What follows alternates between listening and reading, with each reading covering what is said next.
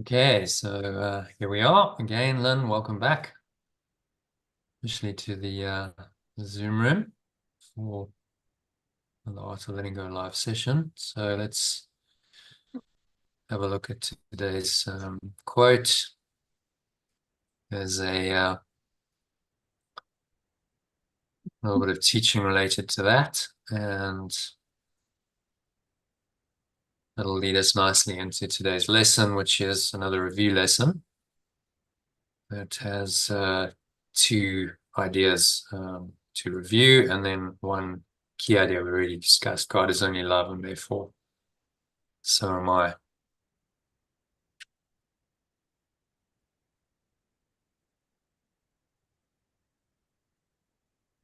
Okay, so I'm just going to share my screen with you.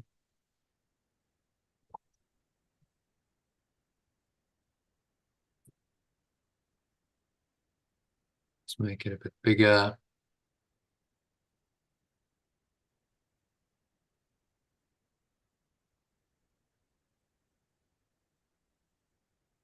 Yes, share.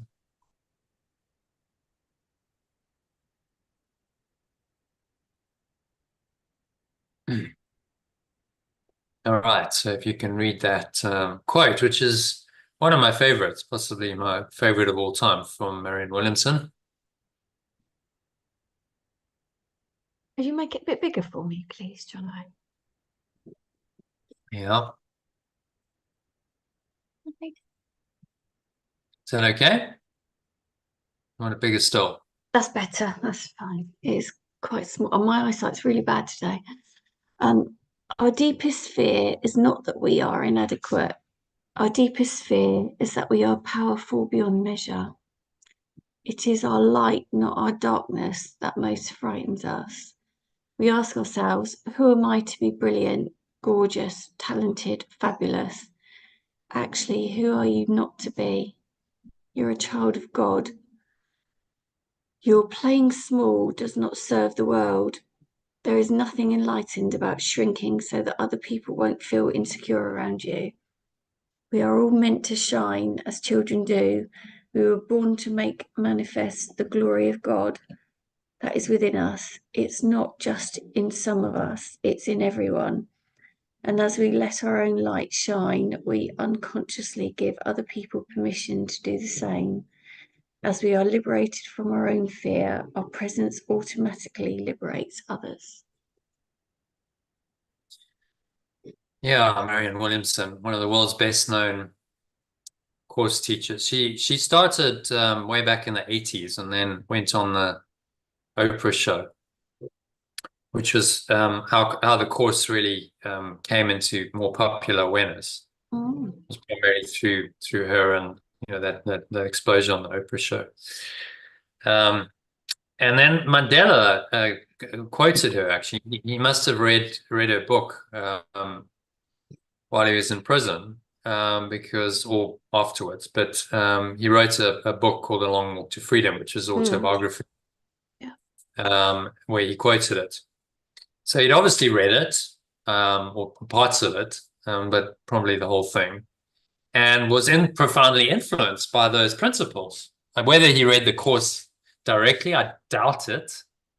But nevertheless, the course principles were in that book, A Return to Love, Reflections on the Principles of A Course in Miracles. And so those principles evidently influenced him enough for him to base his first speech on returning to public life and his program of reconciliation for South Africa on them when he subsequently became president. That he was obviously profoundly influenced by the idea of forgiveness, and that this was the way, as opposed to anger and hatred and revenge. There's a great I think it was in A Long Walk to Freedom. I don't know if you've seen the movie of it, but there's a conversation that he has with his wife, Winnie Mandela, and you see the split, completely opposite thought systems. She's saying the people are angry, Nelson. The people want revenge, and she's filled with bitterness and hatred. And he's saying, but the people are wrong. The people need leadership. They need to be. That's what leaders do. They don't just go, well, let's give the people what they want, and and let's create a civil war. Proper leadership says, no, the people don't know what they want. They need to be led in a different direction. That's visionary leadership. And he had the courage and the strength of character in the face of, no doubt there were pressures and temptations to go the path of revenge, to say, no, that's not the way we're going.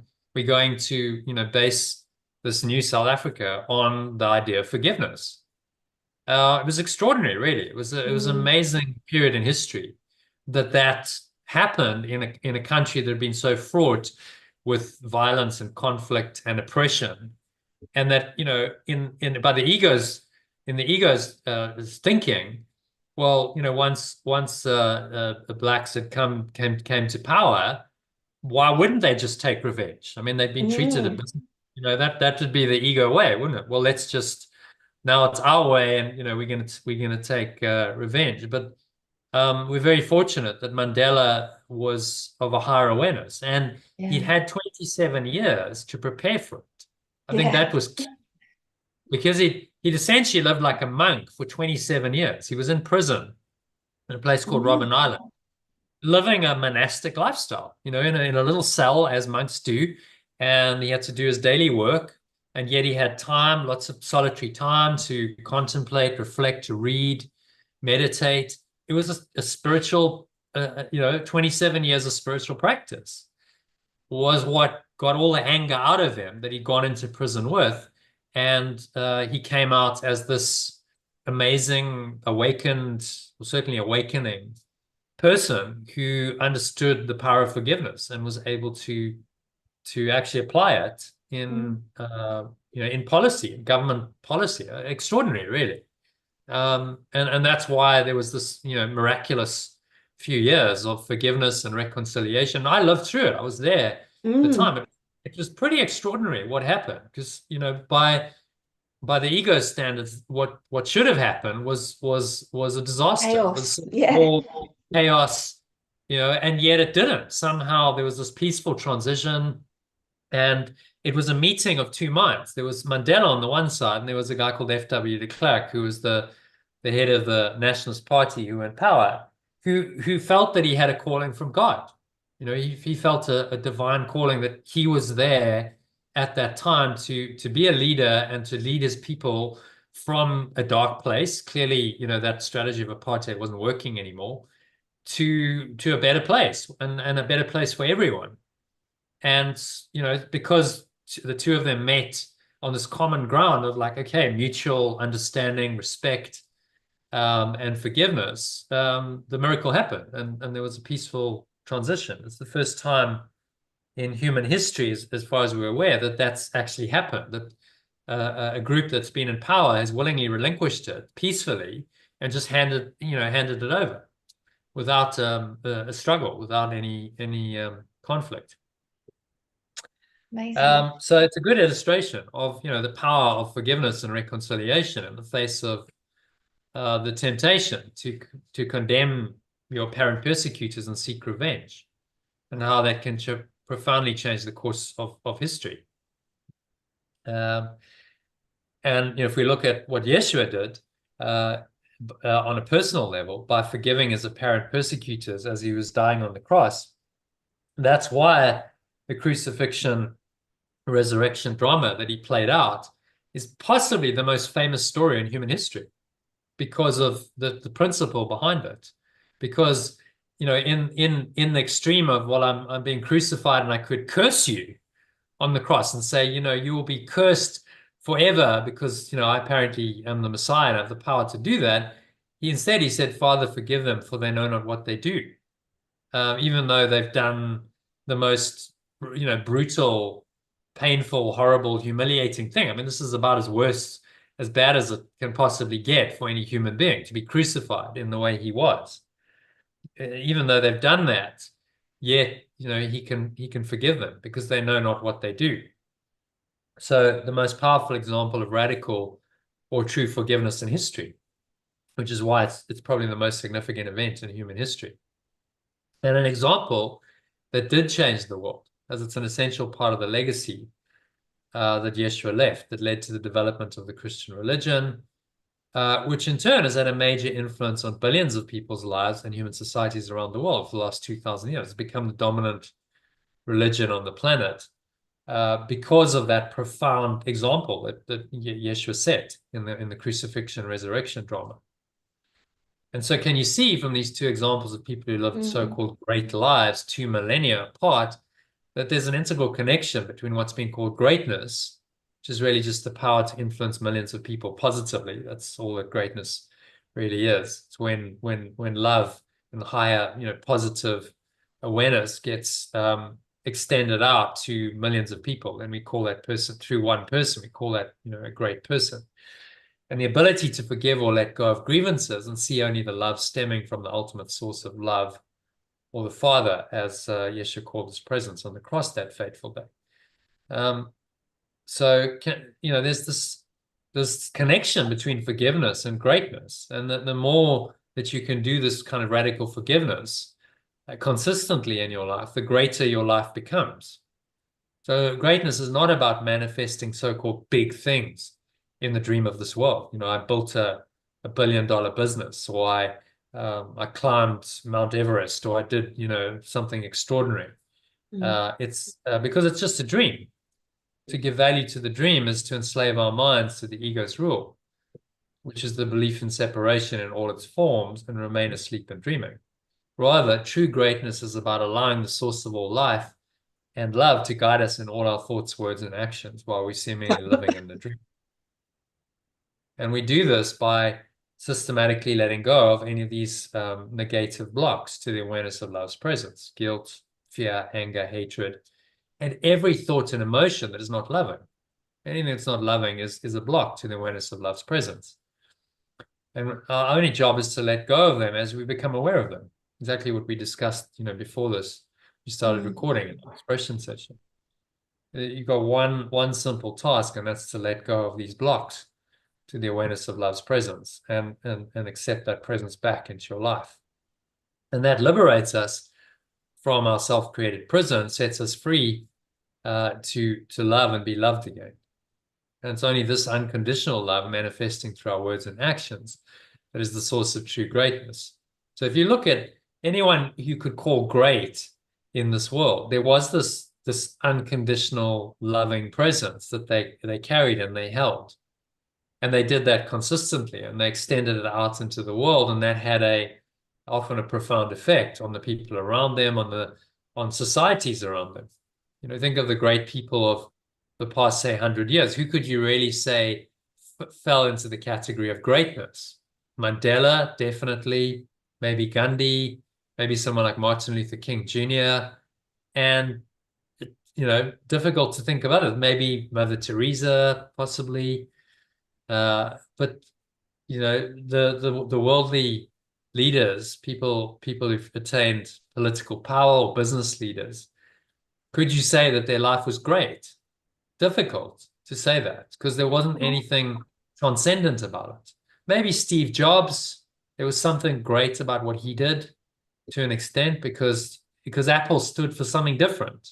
He brought a different awareness into the world through building this company called Apple. But there was a higher kind of principle that was behind what he did, and that's really what characterizes greatness. So remember this the next time you're tempted to believe in the littleness in which your ego wants you to believe by fearing, judging, and condemning others, and bring to mind the extreme examples of Nelson Mandela and Yeshua to help you let go of these imprisoning thoughts and emotions. After all, if they could let go of fear, anger, and condemnation in such extremely trying and tempting circumstances, surely you can do the same in the face of much less extreme temptations. You think of what they had to go through. These are really, really difficult, tough experiences. Most of us are not going to have to face that level of difficulty. So they become inspiring. If they could do it, then why can't I? The theory is simple, but it's a lot easier said than done, because our egos resist letting go of these blocks for dear life, because these blocks are their life. They only exist in and through those blocks. And this is why Yeshua's given us the course, the daily mind training lessons, the text to help us to practice letting go of our ego's negativity as we become aware of it daily, moment by moment, and experience the love, peace, and joy and the other great gifts that characterize greatness, in which such radical forgiveness or letting go inevitably results. So you could say, if you really apply the course, it's a mind training course to train you to live a great life, however that looks for you. You may not be famous, people may never know about you, but nevertheless, there's a quality to your life that is great because of the extent to which you practice radical forgiveness or letting go. So that brings us to our session where we have discussed this already at length. The next part of it is just to have a look at today's lesson. So let's do that, shall we?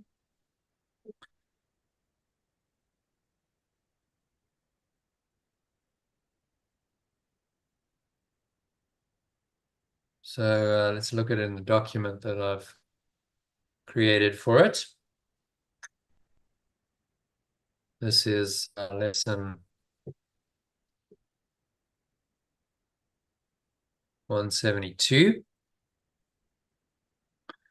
So there's an introduction. How much time do you have, Lynn? You have time to read the introduction? You did read it yesterday, or? Sorry, did you say have I got time? Have I got time to do it now? What's your timing like this afternoon? I'm all right. I might have to stop because the dogs have different medications and things. I'll have to stop, but that'll only be 5 minutes. But I'm all right for a while. Okay. So let's read Staying awake is this. the thing for me. I've been falling asleep every afternoon, so that's why I'm fidgety because Yeah. I've been going to Yeah. sleep every day. Right. So little tip on that, you could try some dark chocolate. Quite Oh, I should helpful, have some. 85%, 90%. It's got a little bit of caffeine in it, but it's not the same strength as coffee or so. Okay. Uh, Yeah, I'll get and it some. is actually superfood, so dark chocolate and some nuts. All right, so let's read this again. I think this might be quite meaningful for you. So this is the introduction to the review, where Yeshua just takes some time out to kind of say to us, right, here's where we are in the process of this awakening. And he gives us a little encouragement, a bit of a pep talk, encourages us to, carry on and keep practicing and practice instructions for how to practice the review lessons. So just read an alternative. I now review again. Could you make that bigger for me, please? Sorry, it's quite a struggle when it's that small for me.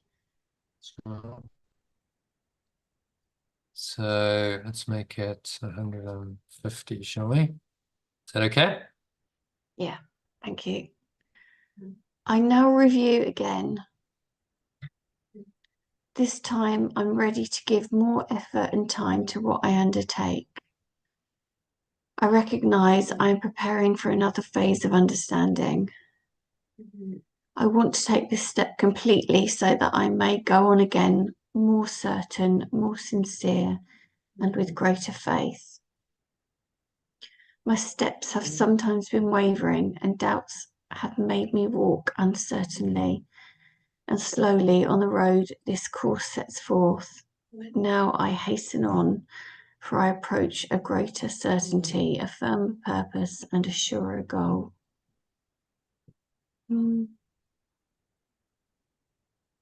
Okay. Yeah. Yeah, new level of focus. It's very appropriate. I mean, I love these introductions to the reviews because essentially he's coaching us. He's saying, okay, so let's step back from the actual content of the teaching, and let's just look at where you're at in your process, which is what any good coach does. Okay, well, how are you doing? How's it going? And encourages you. It says, okay, so yes, you might have wavered. We have doubts. We know that. We vacillate.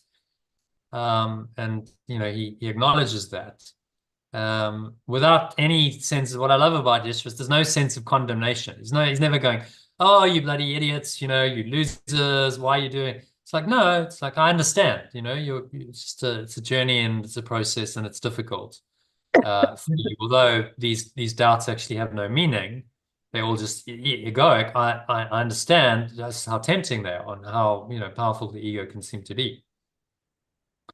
And then he encourages us in the last sentence, but now I hasten on, for I approach a greater certainty, a firmer purpose, and a surer goal.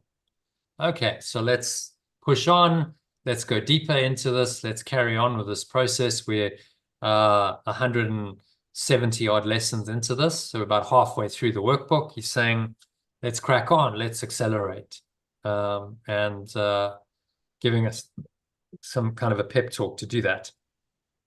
Okay, then he goes into a prayer in the first person. So if you can read that in the alternative, only translation, there's Father will become source. Steady my feet, my source. Let my doubts be quiet, and my wholly aware mind be still and speak to me. I have no words to give to you. I want only to listen to your message and make it mine. Lead my practicing as a father leads a little child along a way they do not understand. Yet the child does follow, sure that they are safe because their father leads the way for them. That might be quite poignant for you. Mm. So the real Father, the real source, your real source is your own awareness. It's the source of your own awareness. Our biological parents, fathers and mothers, are a substitute for that, the ego substitute for that.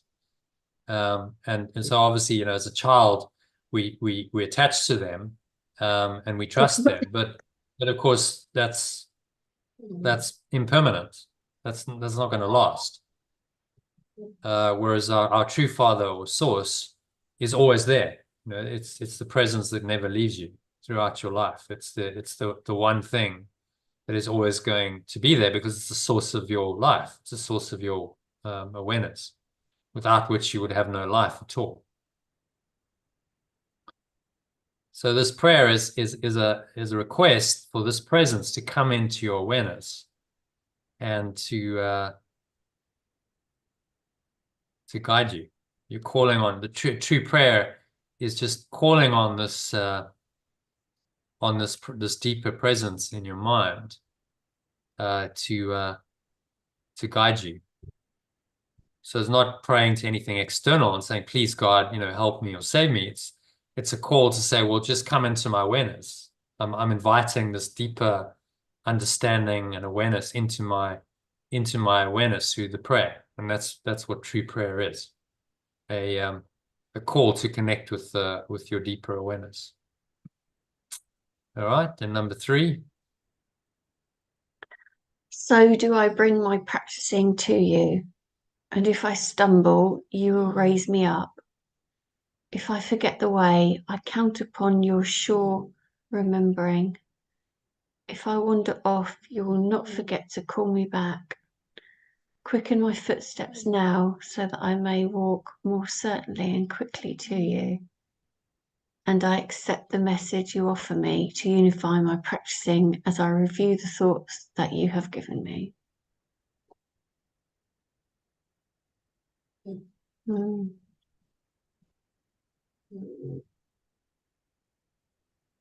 Yeah. So thoughts I've on been that? asking, yeah, I've been, that's what I'm doing. Like, I've been asking to see the answers and to Mm, keep me moving on. And mm, yeah, mm, that's what I've been doing. mm. That's why I thought it'd be quite Mm. good to Yeah, quicken my footsteps, so I may walk more certainly and mm. quickly. You. Yeah, that really made me think, because that's what I've been wishing for, to progress. Mm. And you do that when you do spiritual practice. That's how you Yeah. You speed up. So to go fast, go slowly. Meditation. Yeah. Don't seem to be doing anything or going anywhere in meditation, but actually you're hastening your journey. You're quickening, accelerating the process of awakening, working through all of the dark stuff, the quicksand we talked about in your life to accelerate the process of awakening to the light. And so he's just calling us to that. And he's saying, okay, essentially when you pray like this, you're setting that intention. This is an affirmation Yeah. and intention. Mm. Okay, I want this. And you're inviting your higher awareness then to activate through the prayer. You're activating that awareness and saying, okay, I'm inviting you in. I'm inviting this awareness into my life with this prayer. Come and help me. And of course, because it's your own awareness, if you do that, the answer is there immediately, because it's just been waiting for that invitation for years. And that's how God answers all prayers. It's not in physical manifestation. It's like you call upon that presence and immediately it's there because it's always been there. You're just finally acknowledging it and calling on it. It's kind of bizarre, isn't it? It's like, so what you've Mm. been missing, what you've been seeking there's always been there. You just haven't Yeah. seen it. Been too blocked and stuck to see it. But now You you can see call little on it. bits and then it goes again. And Yeah, we get these glimpses. So the idea of a disciplined, systematic spiritual path is that you do this in a very systematic way. Okay, there's a process to this. There's a system. I'm going to do this systematically and progressively, day by day, so I will make consistent progress. And if you think about any skill in this world that you want to learn, that's how you do it. You don't become an expert at anything without a disciplined, systematic approach to it. It's ongoing practice. Let's say you want to become a great sportsman, a great tennis player, or a concert pianist. It's a disciplined approach. You're not going to just get there in one day, or even a week, or even a month. But if you keep at it and you keep practicing daily in a disciplined, constructive way, then you improve and you get to a very high level after years of doing it. Sometimes it can take a decade or more of disciplined practice gets you to the top of your game. So why do we think that this would be anything different? mm. Yeah, this is the ultimate accomplishment, human enlightenment, escaping the ego, letting go of the belief that you're a separate self. This is really the ultimate and the hardest accomplishment. Well, surely even more so. We should have a disciplined, systematic process to it. And yet most people don't. It's very haphazard. And even if they on some kind of spiritual path, they think they are, it's very haphazard, very all over the place, accidental. So the idea of this course and this program to support it is, okay, there's a disciplined, systematic approach to making progress daily. And if you just keep doing that, you accelerate your journey. And that's worth it because of what it's bringing you. The Yeah. discipline is worth the rewards that it brings you, which is love, peace, joy, happiness, an accelerated experience of that, an advanced experience of that maybe you wouldn't have had if you just decided to linger in the ego for longer, for years longer. Okay, so having said that prayer, then he's saying this is the thought which should precede the thoughts that we review. Sorry, do you know what? Since I've read that other prayer, the neighbours have started playing drum and bass. Don't know if you can hear it. It's like Really? No. Just, the prayer's not quite aligned at the moment. Okay, so this is the thought which should precede. yeah. Yeah. This is the thought which should precede the thoughts that we review. Each one only clarifies some aspect of this thought or helps it to be more meaningful, personal, true, and descriptive of the innocent self we share and now prepare to know again.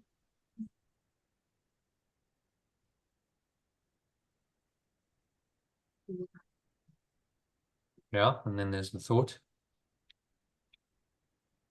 Sorry, say again. Uh, Carry on. God is only Okay. love, and therefore so am I. God is only love, and therefore so am I. I've done another one of these sessions where that was the one main thing that came up.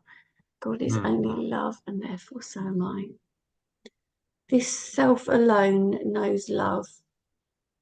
This self alone is perfectly consistent in its thoughts, knows its source, understands itself, is perfect in its knowledge and love, and never changes from its constant state of union with its source and itself.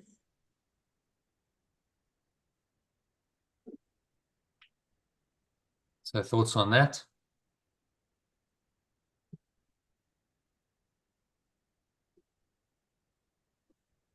Yeah, pure, formless awareness of perfect love.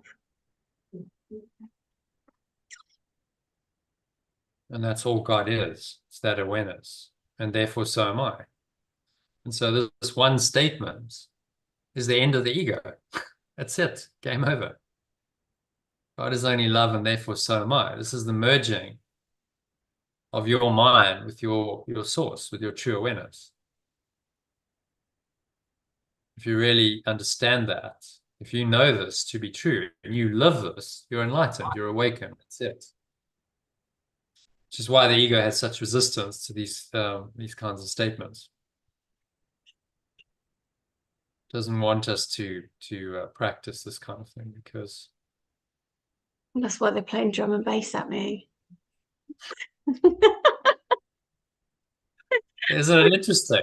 Like, It's so it's you so weird know, because this is what yeah, Mark played all the time. So I mean, I absolutely detest it. It's like angry, aggressive music. So it's yeah, like, yeah, yeah, it's funny that's playing right now. God is only love, and therefore so am I. yeah. And yet you bring that darkness to the light. Let's go, well, if God is only love and therefore so am I, then I'm actually unaffected by this angry, aggressive music. It Yeah, doesn't mean anything. it's distracting me a bit. God is, it's perfect because that's what the world does. It's designed to distract you from Yeah, this awareness. Because if we so knew that, obvious.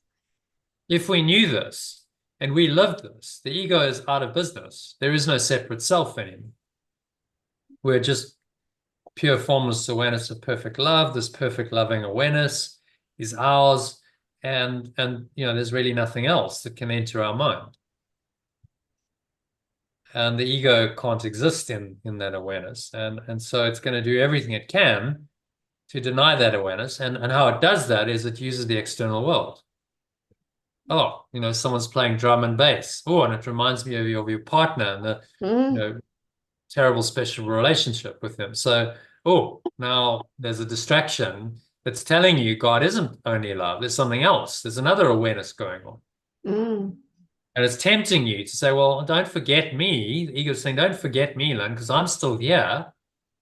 What's this God is only love nonsense? I'm still here, and there's the evidence. Yeah. And that's how Amazing. it goes. Mm. That's the Like journey. instant. And the more you go into the light, the more the ego resists, because that's all Yeah. it can do. But then that's what you want, because then the darkness comes up and gets brought to the light of your true awareness, and that's exactly what you want.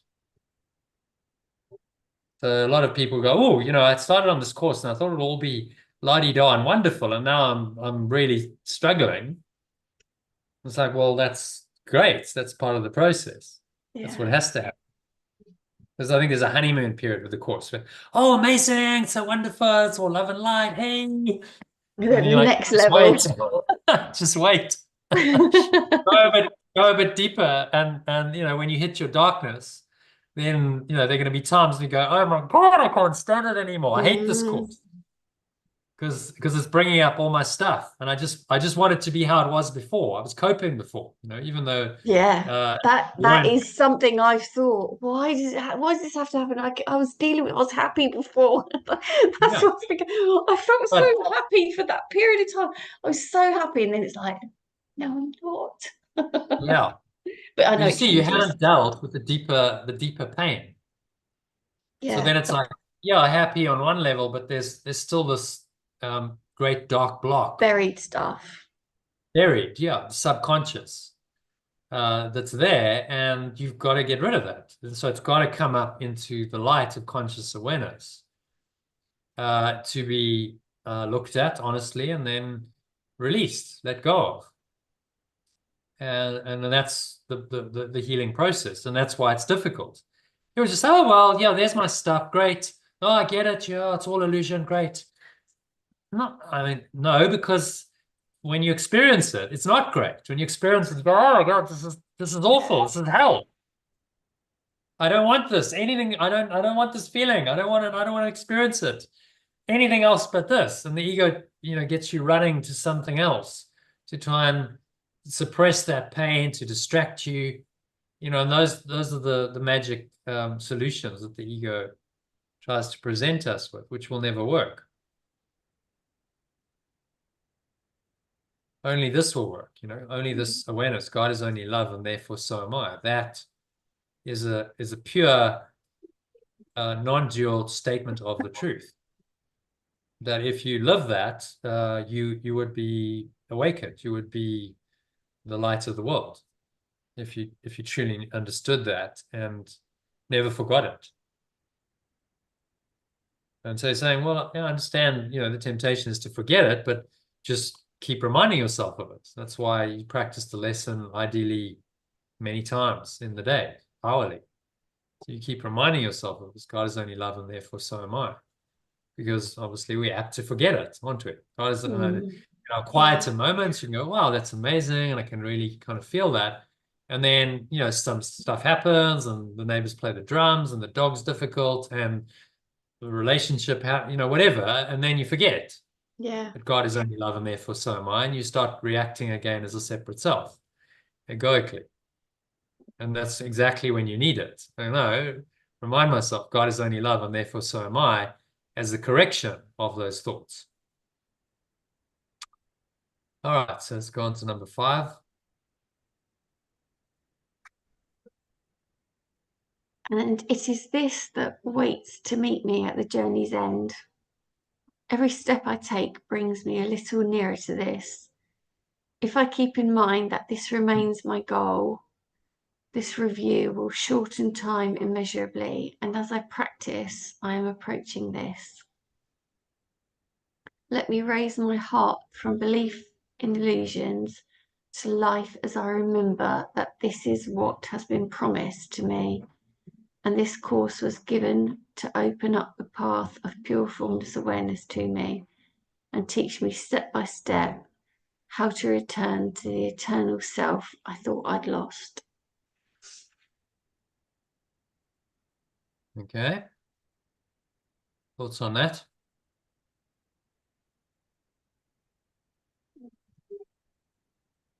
Yeah, every time we focus back in to love, we get closer to our true selves.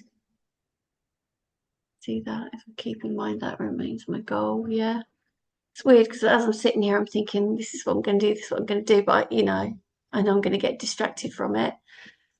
But just need to keep practicing. Well, that's why, it's a daily, he gives us the lessons, say, well, practice this daily, because you keep reminding yourself. Because if you don't practice daily, you're apt to forget. Inevitably, you'll forget. That's what the world is designed to make you do, to forget it. And then only a disciplined, dedicated daily practice is going to help you remember, which is exactly what he's given us in the lessons. I think we have to trust his methodology. I mean, this is the greatest spiritual master that ever lived, who's developed a course in mind training to train our minds to awaken from our dream and to join him in this higher awareness, the Christ awareness. And he knows how to do this because he's done it himself. He's lived a human life, and he has practiced this, and he's had to do this himself. And say, okay, well, I've taken this journey before you, so I know the way. I'm a good guide. Follow me, and I'll lead you out, which is exactly what he says in number 6. So read that. Yeshua takes the journey with me, for he shares my doubts and fears a little. For he shares my doubts and fears a little while, so that I may go to him who recognizes the road by which all fears and doubts are overcome. We walk together. He must understand uncertainty and pain, although he knows they have no meaning. Oh, resistance. Oh. Yet an awakener must remain with those he teaches, understanding what they perceive, but still retaining in his mind the way that led him out of the dream and now will lead me out with him. Perfect love's extension is crucified till I walk along the road with him.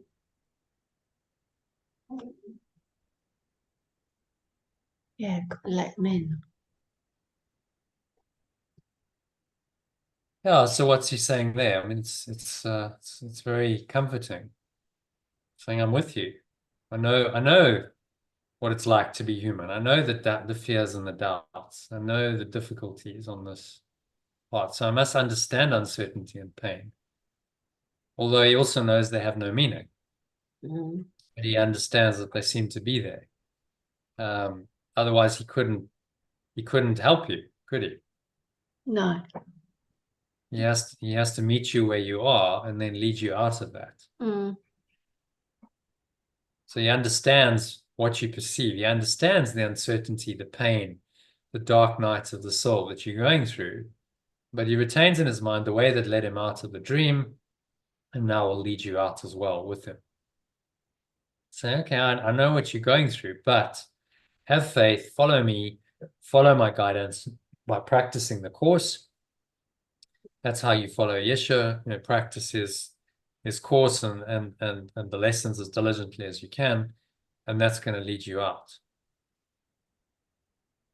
away from the crucifixion until I walk along the road with him. So he's really saying you're going to crucify yourself over and over. The inevitable process of aging and suffering and death seems to be the human condition. This seems to be pretty much endless. This is, what everyone goes through in this world until you walk along the road with him, until you say, okay, I want a way out of this. Show me. And I'm open to your guidance and suggestions. And it's that willingness that he's helping us to have, because with that willingness we can achieve anything. That little willingness, as he calls it, is all that's needed to allow him, Yeshua, and the Holy Spirit to guide us out of the dream. A little willingness. Okay, number 7, then he talks about his resurrection.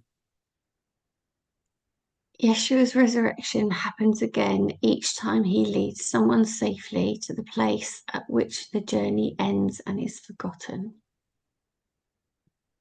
He is renewed each time anyone learns there is a way out of misery and pain. He is reborn each time anyone's mind turns to the pure, formless awareness in them and looks for Yeshua. He has forgotten no one. So I help him now to lead me back to where I began the journey to make another choice with him.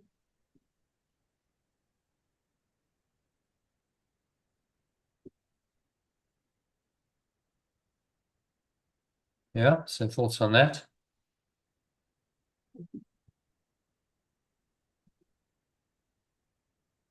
It's really weird because when I first read the first sentence, I thought it meant that when we died. I thought that was talking about when we died. Is it? It's not. It's, I see it two ways. Each time he leads someone safely to the place at which the journey ends and is forgotten. Yeah. So his resurrection is symbolic of, the overcoming of the ego. So that resurrection happens each time someone awakens. He leads them safely to the place at which the journey ends and is forgotten. In other words, they are now enlightened. They don't need to come back here. They're free of delusion of being a separate self, So that is what it means when we're at the end of, yeah, okay. yeah. It's Yeah. it was the So forgotten our bit, full yeah. resurrection is total freedom from the crucifixion that this world is. This world is a symbol of the crucifixion of the Son of God. That we have seemingly attacked and destroyed ourselves as a punishment for the apparent sin of separating from our source. That's what this world symbolizes. So when you escape from this, the belief in separation, you escape from the whole cycle of birth and death and all the pain and suffering that it entails. And he's saying whenever anyone does that, then he is resurrected again. So he is working for his own at-one-ment. Think of it this way. In order to complete his at-one-ment, he has to bring every mind into the same awareness as he has of the source.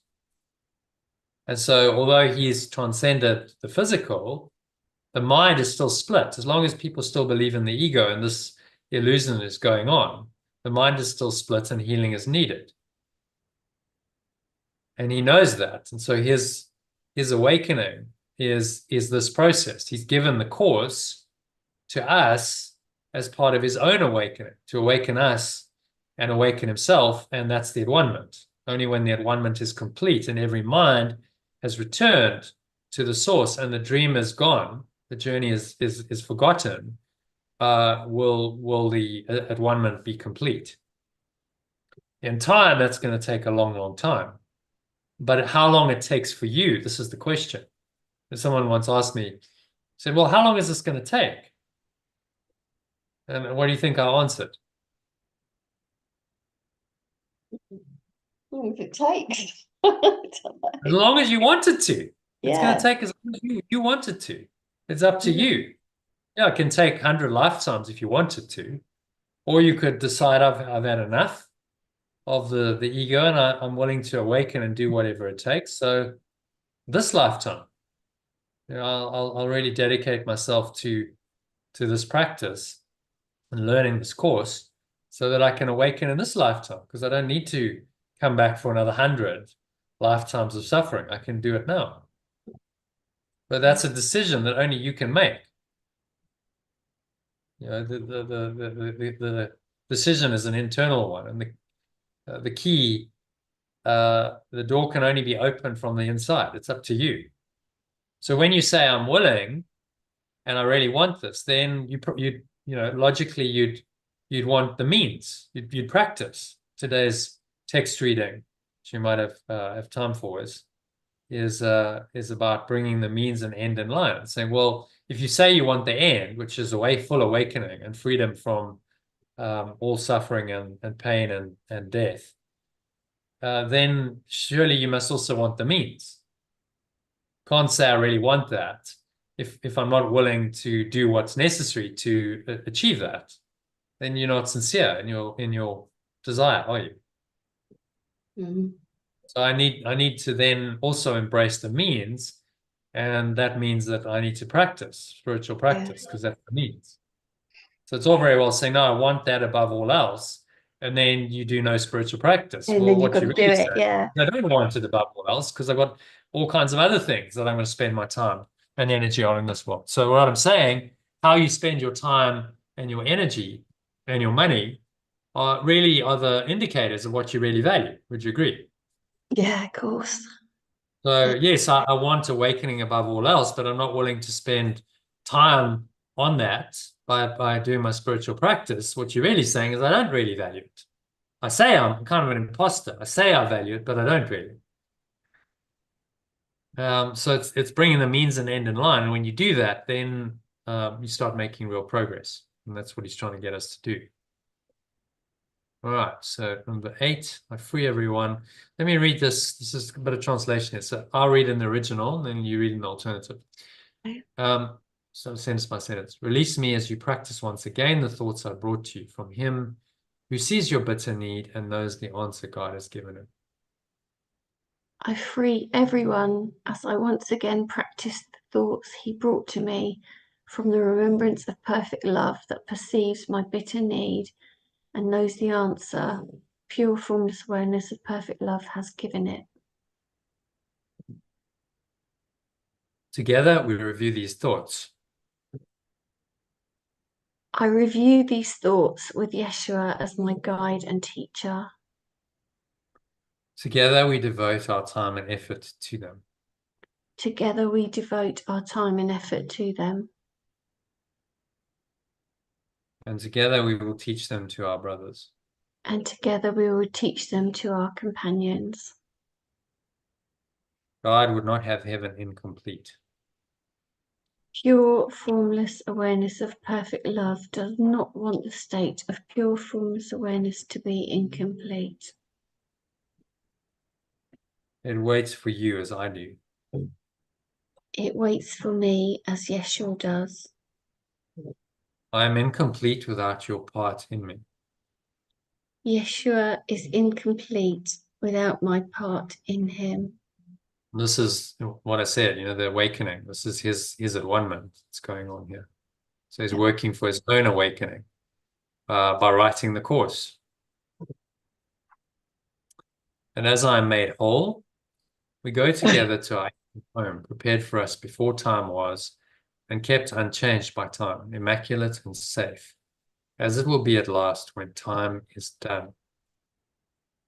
And as I become whole again, we go together to our ancient home, prepared for us before time was and kept unchanged by time, immaculate and safe. It will be when time is over at last. Okay, and then read it from the top, then the alternative.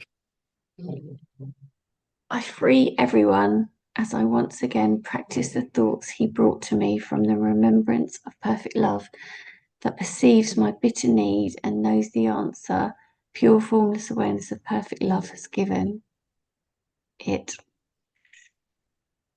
I review these thoughts and Yeshua as my guide and teacher. I review these thoughts with Yeshua as my guide and teacher. Together we devote our time and effort to him. And together, oh my God, why am I not reading this right? I think it's called resistance. How weird. It's like I've got really sleepy. So I was trying to lean forward to see it. It's harder to see it. Yeah. My feet are cold. I want to go and put my shoes on. Oh, God. Yeah. And together we will teach them to our companions. Pure formless awareness of perfect love does not want the state of pure formless awareness to be incomplete. It waits for me as Yeshua does. Yeshua is incomplete without my part in him. And as I become whole again, we go together to our ancient home, prepared for us before time was and kept unchanged by time, immaculate and safe, as it will be when time is over at last. That when we die again, when we go back. Well, when time is over, it doesn't mean, we've just died and then we're going to come back in another body and have another lifetime. Time is over when we've completely used our mind and we've freed ourselves completely from the cycle of birth and death. So let's have a little look at it here. We've transcended it completely. Just going to run and get my shoes. They're literally only outside the door. No problem. I'll get this up in the meantime. So where are we? The timeline. That's what we want.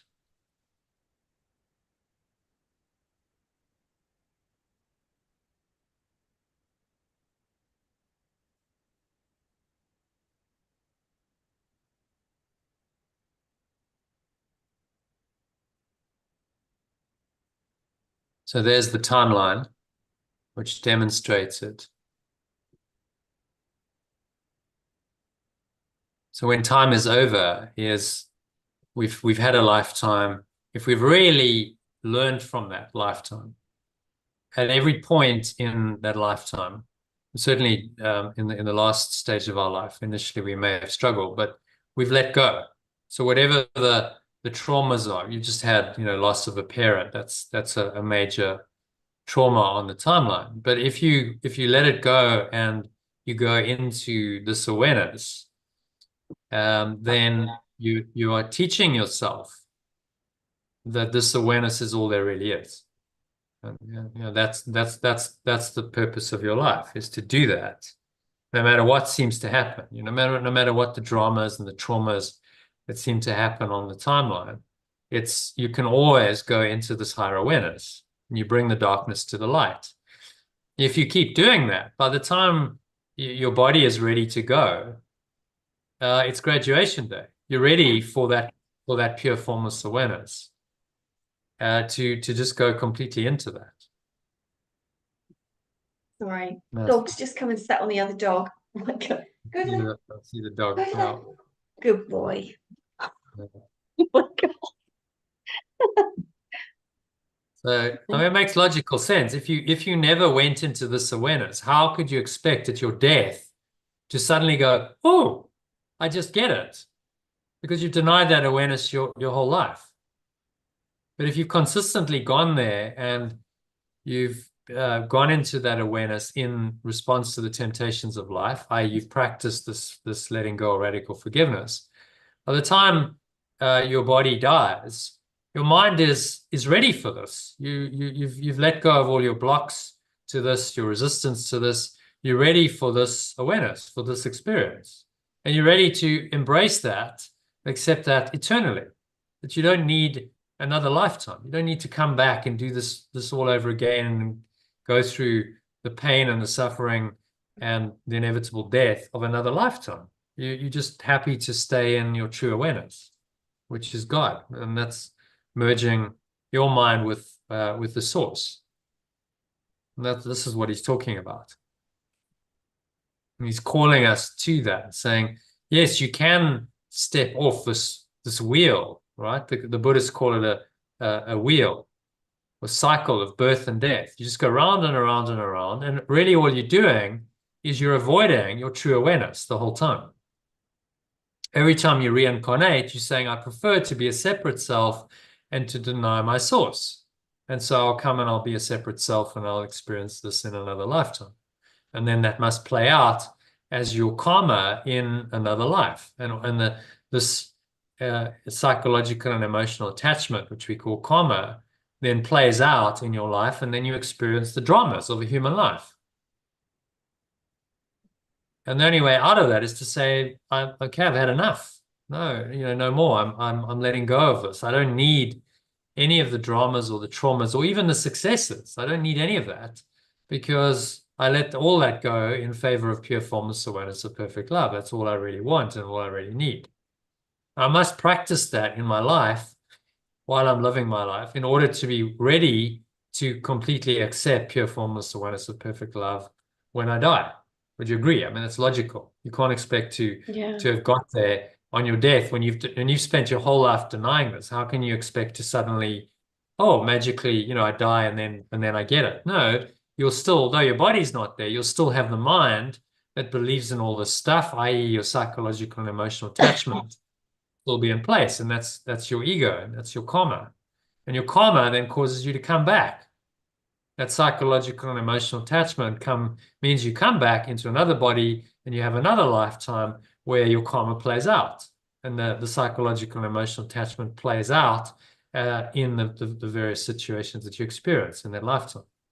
And you go through inevitable pain and suffering and drama because of your karma. But the way out of that is simply to let go of reacting to it, letting go of believing in any of that. No matter what the drama and the trauma is that plays out, you deny it. And then you go back into pure formless awareness of perfect love. So you bring the darkness to the light. And that's the way out of the dream. And ultimately of the need to come back here and reincarnate. And this is what he's talking about in this lesson today.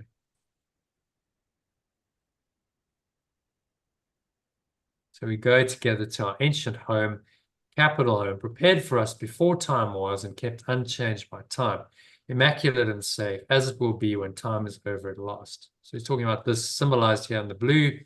That's always there. It doesn't matter what's going on in the timeline. This remains, yeah? It's not affected. There's no sequence of events in this. It's just this great, this great awareness symbolized by blue, an oval blue. That's the same. Whether you're here in your timeline or you're here, whether you're being born or you're dying or anywhere in between, it's the same. It's unchanging. It's eternal.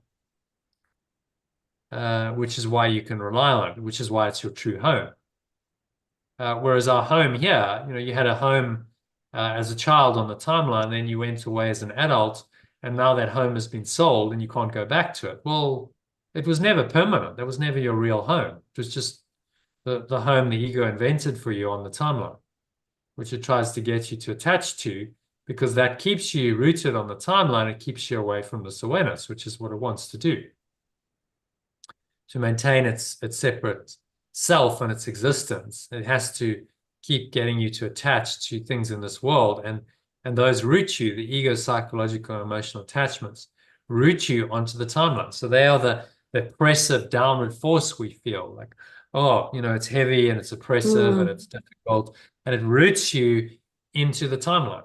Notice that you believe then in the story of Lynn and in the illusion of time, that you have a past, apparently a present, which generally you're not that aware of in the ego, and then you project it into the future, and then you look with foreboding on the future, because if your past has been traumatic, the ego says, well, just wait, it's only going to get worse. Yeah. As you get older, what's to come, and you fear that, and then you have the ego's dimensional illusions of separation, sin, guilt, and the punishment that needs to come for that, and the fear of that, and that those dominate your life. If you're on the timeline and you're rooted on that, then those must dominate your life.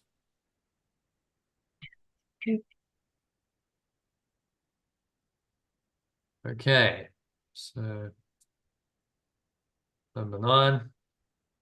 Therefore, I let this review be my gift to Yeshua, for he needs only this, that I hear the words he speaks and give them to the world. I am his voice, his eyes, his feet, and his hands, through which he awakens the world.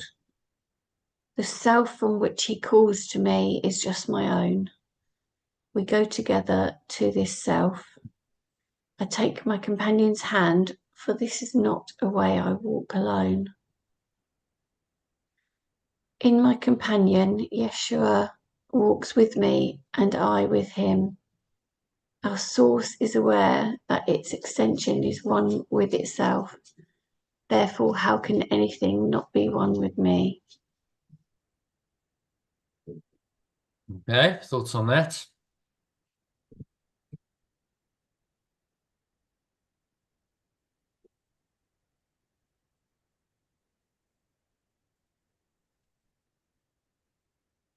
To me, it's once I trust in this, in the process, and accept. I can't explain it. It's like an acceptance thing. If it's like if I believe it and I accept it, I know I'm not on my own, and I can go through it with knowing that I'm supported, and I'm just not on my own. I'm struggling with that because I've obviously felt like I'm on my own quite a lot.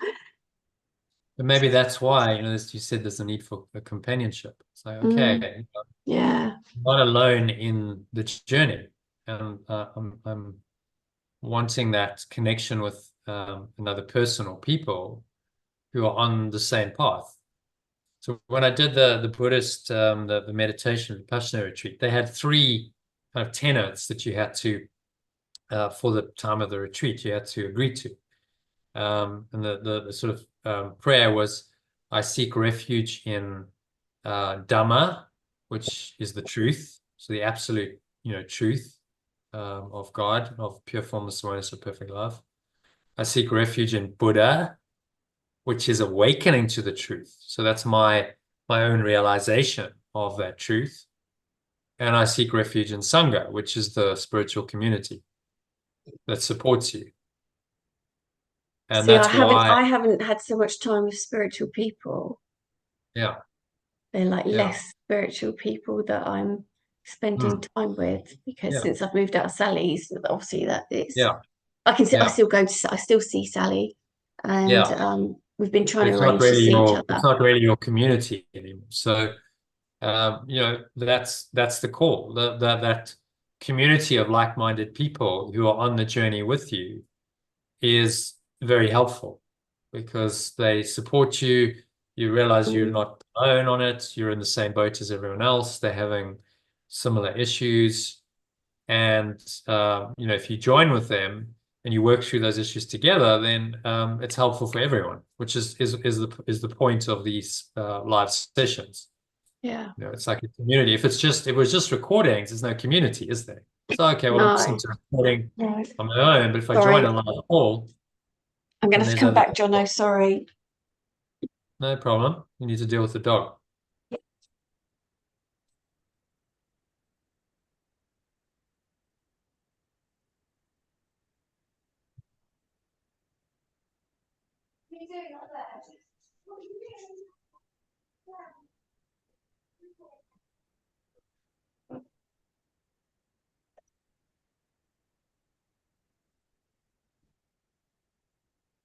All right, so just take a quick break. Be back in a minute.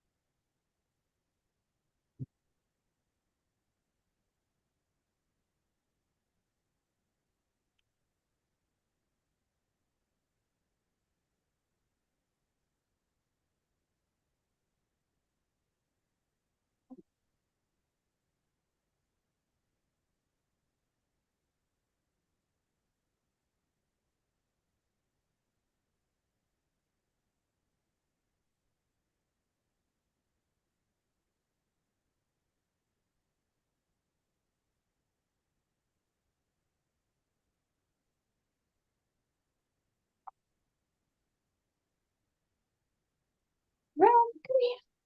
Come here, Ron. Yeah, and you. Hold on. Let me do your brother's eye drops. Come on. Good boy.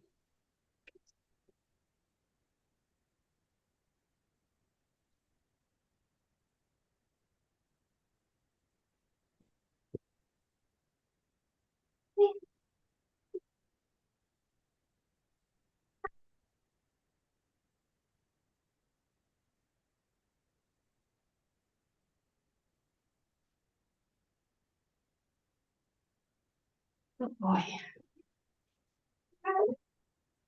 What's he want?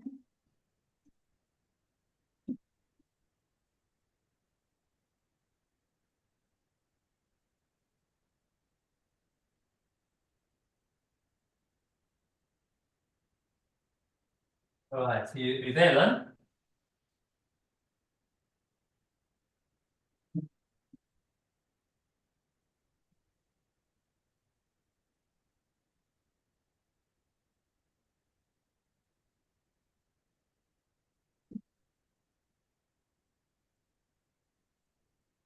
Okay, should we carry on? Yeah, I think they're asking me for something, and I don't know what they're asking me for at the moment because it's not time for them to eat. Right. I don't know, so they're just, yeah, I'm not Restless. sure what's going on, but Okay, well let's finish. We've got a couple of paragraphs to go, and then Okay. just the lesson very short. Yeah. Then we'll see if you want to call it there. We can. So number 10. So I let this review. And so I let this review become a time in which I share a new experience for me, yet one as old as time and even older than that. I welcome its presence. My magnificence is undefiled forever, and my wholeness is now complete as pure formless awareness of perfect love establishes it. I am its extension, completing its extension in my own.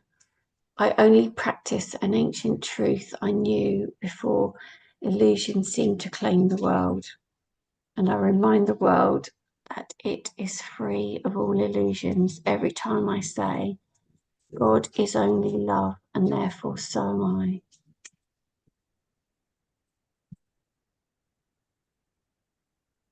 Thoughts on that?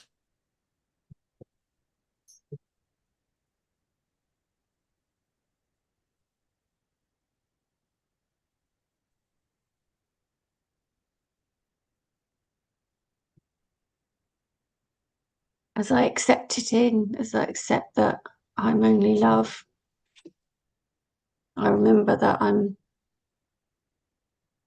perfect, whole and complete. Yeah. That's why this statement is so powerful. God is only love, and therefore so am I. It's a complete statement of the absolute truth. God is love, and the important word is God is only love, because that makes it exclusive.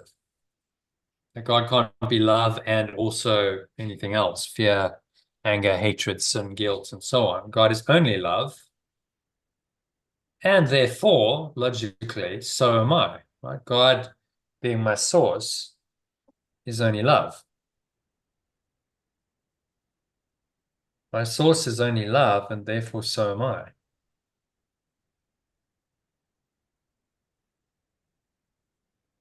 And if you really internalize that, you are only love. There's nothing else. That loving awareness transcends everything. And you bring everything else to this statement, it must dissolve in the light of this loving awareness, which is what the process of forgiveness or letting go does. And then he gives us just some practical guidance on how to practice the lesson. I will Read that. start each day as this review. I will start each day of this review with this. I will start and end each period of practice time with this statement. And I sleep with this thought to awaken once again, and these same words upon my lips to greet another day. I surround every thought that I review with this idea and use these thoughts to bring it into my true awareness and keep it clearly in my awareness throughout the day. And so when I have finished this review, I will have recognized the words I speak are true.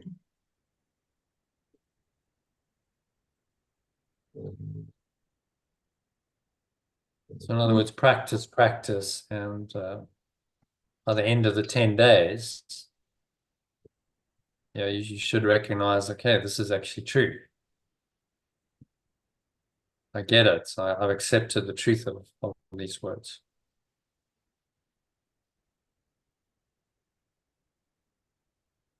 And then he points us to a state beyond words, which is where all of this is leading in the last paragraph.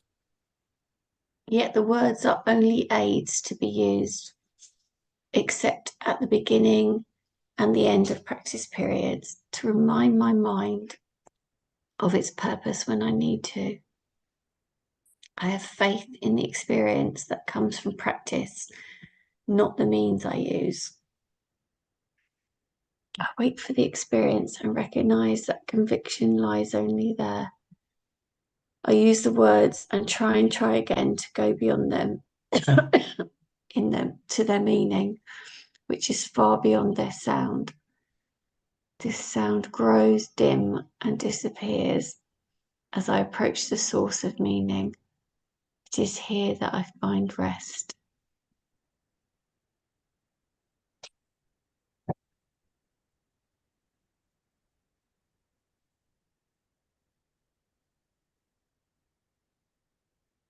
Yeah. Mm.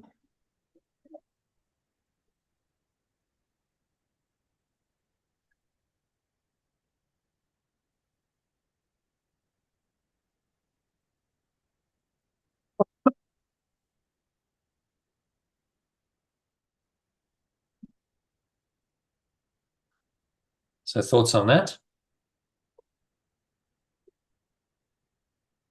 Guess what I'm not doing at the moment? Practicing. Yeah. Mm. You know, I step in and out of it. It's there, it's in my Mm. mind, but not Mm. focused. Mm. Yeah, so I think if you want to get through the quicksand, like a disciplined practice every day. Okay, so every day I'm working on letting go of those blocks to the awareness of love's presence. I'm giving myself the time to do that. And you have the time. You're not working full time, you're house sitting. So Mm-hmm. great, you have the time. Yeah. You sit, you can do some spiritual practice every hour. You could do it every hour if you wanted for 5 minutes. It's just what do you remember? You Mm. could do it in the mornings, you could do it in the evenings, and this would accelerate your path hugely. The reason you do it is because you want to get out of the quicksand. You want to get out of the dark light of the soul and to a state of clarity, peace, happiness, joy, which you've experienced before, except this time the underlying subconscious block will have been released. So you can stay there. You don't Yeah. need to go back into the darkness. Well, I'd say that's worth working for, isn't it? I mean, that's Mm. like the greatest gift you can possibly hope for. And he's saying, well, the price of that is some discipline. You've got to have some self-discipline to practice to give yourself this gift. It should be a no-brainer. All of us should say, well, of course, like what am I waiting for?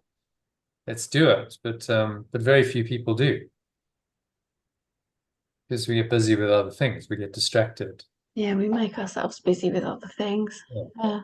No, that is the program of the world. So yeah, he understands that, and he understands, no one can practice 24/7. You say, okay, well, give it an hour or two a day where you do practice, where you dedicate time in the morning and the evening, 20 minutes. That's not undoable, as a meditation, and then frequent top-ups. So why couldn't you do a couple of minutes an hour? It's doable. I mean, if you're really busy and working and have family, then okay, maybe harder. But in your case, well, you could. Yeah, but You live four on hours your go by like that for me. And I don't yeah, even know where they've gone. They've yeah. literally hours disappear, Hmm. several So, hours at a time. so you could go, okay, well, I'll set an alarm on my phone Yeah, or my it's going to watch, have to be whatever. something like that. Well, yeah, you'd have to use the tech to help you. And then, okay, when it comes, then I'll practice. I'll and I give you a breath break to help you do that. So really all you've got to do is put that on and be guided. So, okay, well, I'll listen to that and I'll allow that to guide me through the process. I don't have to read anything. I don't have to do anything else. Just listen to that recording, go through the process. It guides me 3 or 4 minutes. Today's one is 5 minutes, I think. Let's see what, I can't remember if I did well. I did a longer one this morning or last night, one or the other. yeah, Did one of the meditations. the time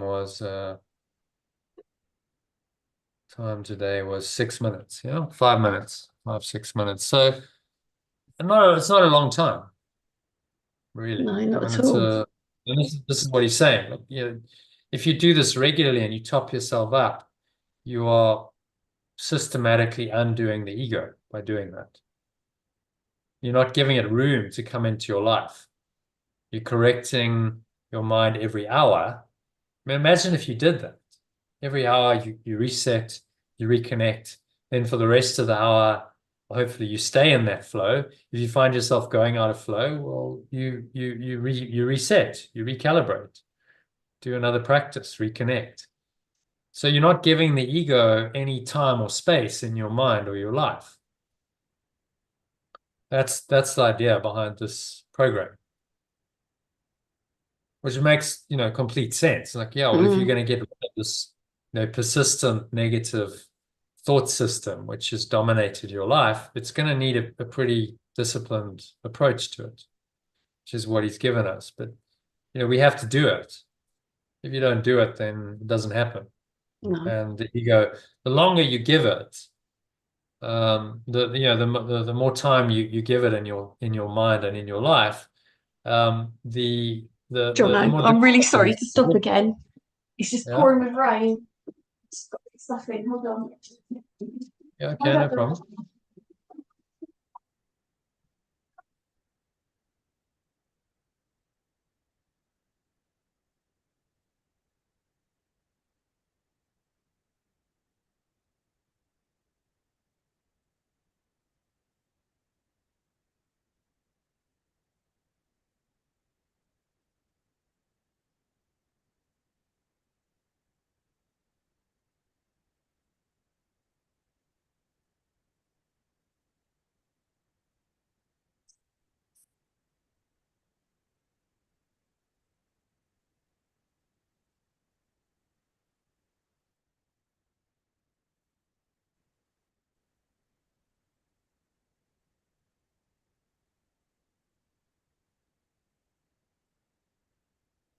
Saw her out there earlier. Thought it's getting a bit dark. No She's problem.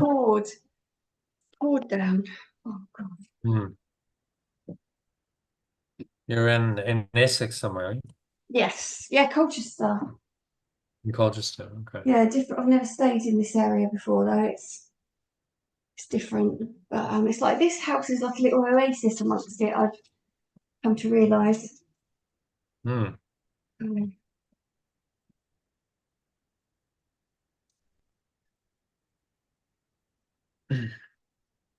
Okay. So that brings us to our lesson.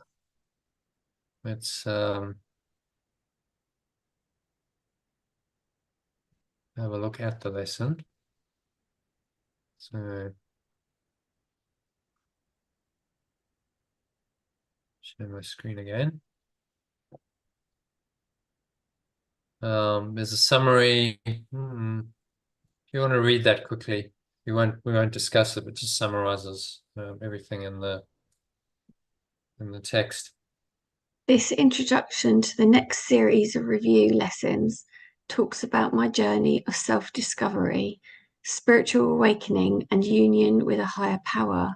It delves into my dedication to practice and refine my understanding of life and my connection with my source. Just as a father would lead a child down an unknown path, I seek guidance from my source to overcome my doubts. I find strength in this divine connection, and I trust that any missteps I make will be corrected. So Yeah. mistakes. Yeah, it's a nice one. I thought we'd read it because Yeah, it's it relevant. brings these themes. So okay, so where are we? What I like about these introductions in the review is okay, so we've done 2-3 weeks of practice of original lessons. Let's pause and let's reflect on the process. And that's coaching. That's what a good coach would do. It's not just about the content, it's about, well, where we at in this process. And so, he gives us these it's a little bit of coaching and pep talk to encourage us to carry on.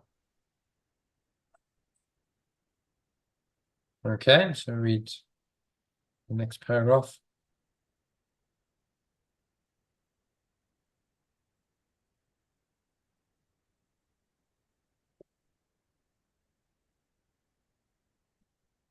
Yeshua's presence on my journey is significant. He acts as my guide, sharing my doubts and fears, and ultimately leading me completely out of uncertainty. His resurrection is renewed every time he guides someone away from misery and pain and towards a state of pure fullness awareness of perfect love. I practice the teachings of Yeshua and pure fullness awareness of perfect love, knowing that my completion lies within this union. As I gain a sense of wholeness, I move towards my ancient home, which remains unaffected by time. I perceive my review of these lessons as a gift to Yeshua and a sign of my dedication to the mission of spreading his message throughout the world. I'm not alone in this journey home.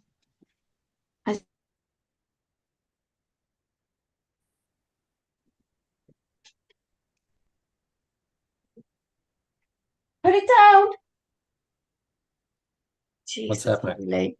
He's got someone's boot in his mouth. All right.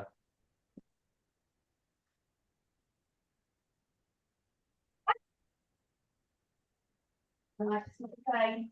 It's not a game. Come here. Stop. I'm not alone in this journey home, as Yeshua and all my companions walk with me. I'm an extension of perfect love. You got it. They want Okay. something. Sorry. Everyone? That's where I was. Yeah. I'm not I'm alone not in this. alone in this journey home, as Yeshua and all my companions walk with me. I am an extension of perfect love, and this understanding brings me closer to the ancient truth I knew before the world was made by illusions. I repeat the phrase, God is only love, and therefore so am I, at the start and end of my daily practice. Reminding myself, I acknowledge the words are only aids, and that true faith and understanding come from practice and the experience that comes from practice. As I approach the true source of meaning, I find rest. Yeah. Rather relevant, isn't it? Yeah, I thought it was. Yeah, particularly the home. There's quite a strong emphasis on the journey home. Yeah. Given what you said about, you're letting go of your family home, Mm. realizing what your true home is. And it's the only home that's going to last, that's permanent, that is can't be destroyed or taken away from you. Yeah, and then just the key message. This introduction explores my spiritual journey towards self-realization and unity with pure fullness awareness of perfect love, guided by Yeshua's teachings. It emphasizes the power of practice, my role in spreading perfect loving awareness, and the significance of my mantra, God is only love and therefore so am I, leading me towards a state of pure formless awareness, which is my eternal home.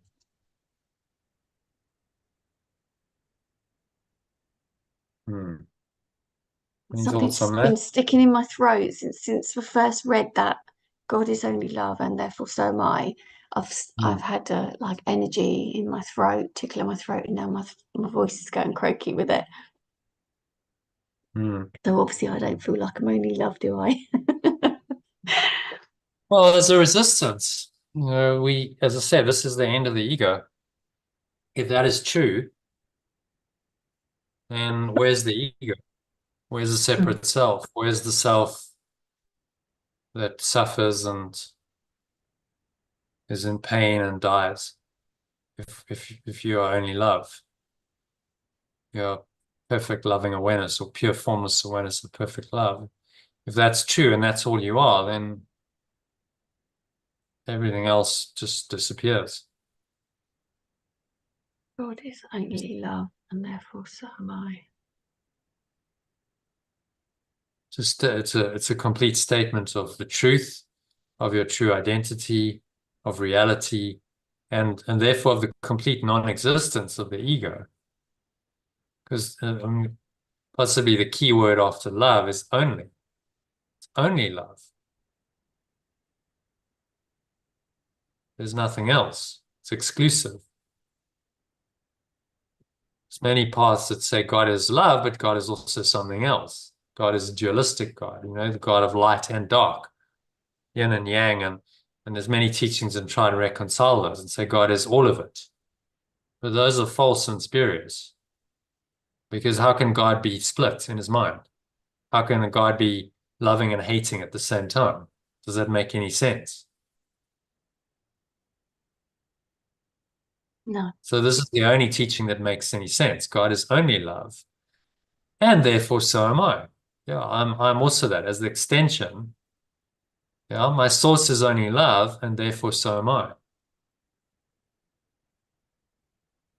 My source is only love, and therefore so am I. Yeah. Yeah. You might be just thinking aloud here. We changed it to my source is only love. My source is only love. Does that Oh, that's add what it's all about. It's the God thing, isn't it, for me? Oh, wow, just like that. My funky voice is gone. my source? So it's just language. Now, I included language because this is what, it's a teaching and what God really is. There's many misconceptions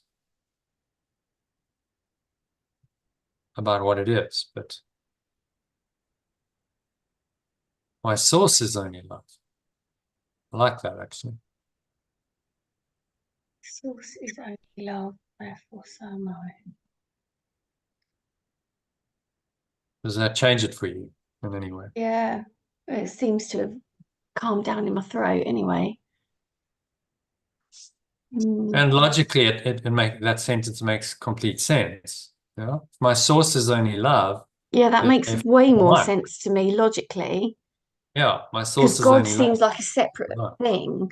God seems like a separate being. I still haven't got rid of that childhood God thing. Yeah, But yeah. my source is only love. And that makes absolute sense because if my source is only love, I can't be anything but that. Perfect, because that's my source. That Yeah. makes so much sense. Okay, so we'll change it because that's the point of the reinterpretation of the different language is that it creates a different understanding. Because God sounds like something above us, above everybody else. Hmm. Yeah, I kept it as the original because the idea is that it's not. God is only love. We'll be trying to correct that misperception that God is something else. God is only love, and therefore so am I. But it's a very fixed misperception in most people's minds. The old style Christian God was a God removed, a God often of judgment, something, like a father figure, and the Yeah. father figure wasn't just beneficent and kind and loving, father figure that could also get angry Mm. and upset with you and judge you and condemn you. Not a God only of love, then, a God also of anger and punishment and vengeance and fear. And this is the misconception of God Yeah. that is prevalent in most of the monotheistic religions. Christianity, Judaism, Islam, very, very common idea that God is somehow a threatening God. God is a God of wrath and judgment, and you must fear God. But all of that is just our projection of our ego onto God. And our ego then creates God in its own image Mm. and likeness. And then we think that that's true and that's real. And yet it's just a projection of our own delusions. So if we look at here, the concept of a fearful, wrathful, vengeful God must come out of the idea of guilt and sin, and then fear of punishment. Well, what's going to punish you is a fearful, wrathful, vengeful God that's somehow outside of you. You see how it ties completely in with the thought system. So you have to then have this idea of a God external to you that's going to punish you in order to support the ideas of guilt and sin and the fear of punishment. And that's why the monotheistic religions that in their traditional form very much believe in guilt and sin have this concept of a fearful, wrathful, vengeful God, because it ties in with the whole thought system. Fortunately, Yeshua's saying to us, none of this is true. It's all false. It's all illusion. Just a false expectation of punishment appearing to be real. Concept of a fearful, wrathful, vengeful God is just another illusion that you can let go of. It's just simply not true. Fortunately, like everything else the ego's invented, it's not true. So the language can be helpful. Okay, so instead of calling it God then, and that's a word that's loaded with misinterpretation for most people because of the conditioning and the programming of, especially if you've been brought up in a monotheistic religion, of believing that God is something somewhere outside of you and is often quite fearful. And we're even encouraged to fear God. The old style preachers, fire and brimstone, and you will fear the Lord because he will strike you blind with, all this kind of. Imagine these, little kids going there and you're listening to this. I mean, it's programming. It's, oh my God, this is terrifying. I'll be struck down by this fearful God, and it's controlled by fear, really. You must obey the commandments of the church. Otherwise, you'll be, struck blind and condemned and destroyed by, some terrible, fearful God who's all powerful. He's going to strike you down and, make you go blind even. These are the kinds of illusions that we're told to kids. Oh, if you don't listen to God, then you'll go blind, or, I mean, terrible. And that's just the thoughts of sin and guilt. Yeah, and it's awful. Yeah. So if you change the word, you go, okay, well, let's not talk about God. Let's talk about love, and let's talk about your source. Well, you just overcome that. And then, at some and point it all people realize, clicks well, even more. actually, Yeah. it was all just an illusion. The idea, it was just an idea, a false idea, that I held in my mind, which I gave power. We give these ideas power over us if we believe them. But if we don't believe them, then, as he says, it's in one of the recent lessons, it's a God of stone. This cruel God that you thought had power over you is nothing. It's just an idea, just a false idea which you can drop just by realizing that it's not true and God is only love. I mean, how simple is that? And yet, the conditioned mind, the ego mind, is quite strong. And so, to just drop it often takes a lifetime of spiritual practice. And the more conditioned you are into believing in a fearful, wrathful, vengeful God, the harder it is. So in some ways, if you're not overtly religious and you come to this course, it's easier. Yeah, that's not the belief that holds me back with that. No, it's the belief that God didn't help me when I needed him. Yeah. When I was a little girl. That's my association with God when I was praying and praying for. You prayed and you didn't get the help. My parents didn't stop fighting. They. Please don't let them fight tonight. Please, God, please stop them. And of course, they did. Yeah. Yeah, that's the only thing I don't. Yeah. That's the feeling that's left. And that's just part of your story. That's the conditioned mind. Yeah. You then associate with God because you asked for help and you never got it. Yeah. So then God betrayed you. So again, although God didn't directly punish you, God just didn't listen. God is an indifferent God. Yeah. God is a God God doesn't love everyone. No, God didn't I'm love not me as a child. lovable. Because why didn't God answer my prayers? Yeah, So where's the indifference is on here? Yeah, indifferent. God view, indifferent. Isn't that interesting? So that's actually at the top of the ego's scale, yeah, 175. Pride, life views, life is demanding, God is indifferent, emotion is scorn, the process is inflation. Um, and that's the view of God as an indifferent God. So that's part of a thought system. He gives the God view because that's how you'll perceive God then.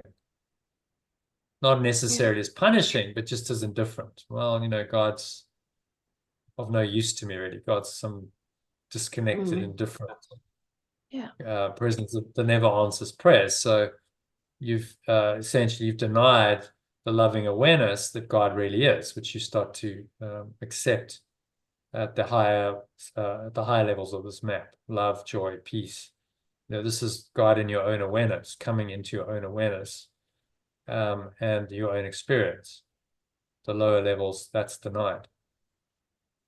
So just be mindful of that. yeah. There's maybe Mm, some of this going on, and this is just a false belief. It's not true. yeah, God is not indifferent. You were just asking the wrong God. You were asking a God outside of you for help. Well, yeah. there is no God outside of you. So Hmm.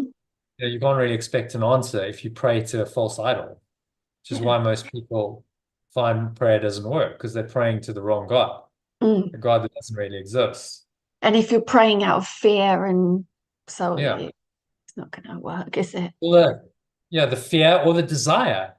Think about it. You really, really wanted your parents to stop fighting, Yeah, right? But that's desire. You're not accepting it as done. You're saying, no, no, please, please help me because I need this to be happy. Yeah. yeah. I need Because something it made me outside of deeply myself to unhappy. change Yeah, to be happy. And of course, that's, in Buddhist teaching, that's just desire or craving. Your prayer is just the prayer of desire or craving. And you're praying to a false God, yeah. Praying the for God that things to be can't. different. But yeah, Yeah. Actually, I'm a bit the true scared. prayer is to simply ask this higher awareness to come into your awareness. So even if your parents fight, it doesn't matter because I still have the love and the peace and the joy of my true source in my awareness. Yeah. And that sustains me and allows me to see these illusions for what they are. So that the true prayer is the prayer of connection and of connecting with this loving awareness. Mhm. So just the false, and we see how in our past we've really just believed in a false God because that's what our ego has to believe in. And so throw all that out. That was never true or real. No. Like God never really existed. So any lingering, oh God, God doesn't love me, God didn't listen to me, was just because you were asking the wrong God. It was all false. Actually, your deeper awareness was always there, but you just didn't know how to access it at that point. No. You were Yeah. blocked from it. And you were still thinking, which is completely normal in the ego's view, and as kids we do this. Mm. You're still thinking, well, I need something to change externally to be happy. Yeah. Yeah. And if you set that game up, then it's endless. You're going to always need something to change, and then you pray to God to change it, and God doesn't, because that's the false God. The God you're praying to doesn't even exist. It doesn't have the power to do that. But fortunately, with this kind of mind training, this kind of understanding, you can let go of this and go, oh, well, I just didn't Yeah. know. I was confused. I think it's Now funny I because I know thought I that had God let is go of love. it. Mhm. Thought I had let go of it, but there's obviously that bit more there. There was. That's the way it goes. These things come up in our awareness so that we can become aware of them and let go of them. Hold on, yeah. Yeah. So my source is only love, and therefore so am I. Yeah. Like that. I think we'll Mm. stick. Um, translation, because Be interesting to know what other people feel about that, though, because other people might feel differently about it. But that they makes it might. smooth for me. That took away that Yeah. resistance. Well, that's why that's why we do the translations, and I include the original. Okay, there's the original. You can read it. That works for you. Read that. God is only love. God is but love. And therefore so am I. That states the case. This is a reinterpretation that may make more sense for some. But it does logically. I mean, you look at the logic of that statement, it makes complete sense. My source is only love, and because it's my source, therefore so am I, because it's my source. How can I be anything that my source is not? So it makes that logic more explicit. And of course, that's what this is all about. Don't just go on faith. There's a logic to the Holy Spirit's thought system that makes complete sense. That's very compelling. You go, yeah, actually, that does make sense. In fact, it's the only thing that really does make sense. Because how can my source be love and then I'm something different? And then I'm fear and anger and hatred. If my source is love, that doesn't make any sense. Clearly, there's a contradiction in terms there. And so, this is all mind training in becoming much more clearly logical about this. Actually, there's a pure logic to this teaching that can't really be denied by the ego, because it's so clear, so logical. Yeah, my source is only love, and therefore so am I. I mean, how can you really deny that? The only way you can deny that is you say my source is not only love. I have another source. But if you really look at that, you go, well, does that make any sense? Okay, so now I have two sources. I have a source that's guilty and sinful and fearful, and I also have a source that's love, but they contradict each other. Well, that doesn't really make sense. Surely one of them must be true and the other must be false. And so there's a pure logic to this course, which is what I love about it. There's no great mystery. It's not saying accept this on blind faith. Just believe and God works in mysterious ways. And this is what most religious teachings, traditional religions resort to. Well, you don't understand it? Never mind, my son or my daughter, because God works in mysterious ways, just have faith. And then you kind of go, like any rational, intelligent person goes like, do I really buy that? Or is that just some kind of fudging? Is the priest or the pastor or the imam or whatever religion you happen, are they just trying to con me? This is just a gigantic con job to con me into believing in something that doesn't make any sense? And this is why so many people have, issues with formal religion. It's like, well, is this some kind of gigantic con job? You're trying to convince me that this is all right and true, and yet my logic says no, this doesn't make sense to me. But I'm supposed to somehow deny my logic and accept this because, well, this is religious faith. You've just got to believe no matter what, even if it doesn't make sense. That's not the kind of faith Yeshua is asking us to have.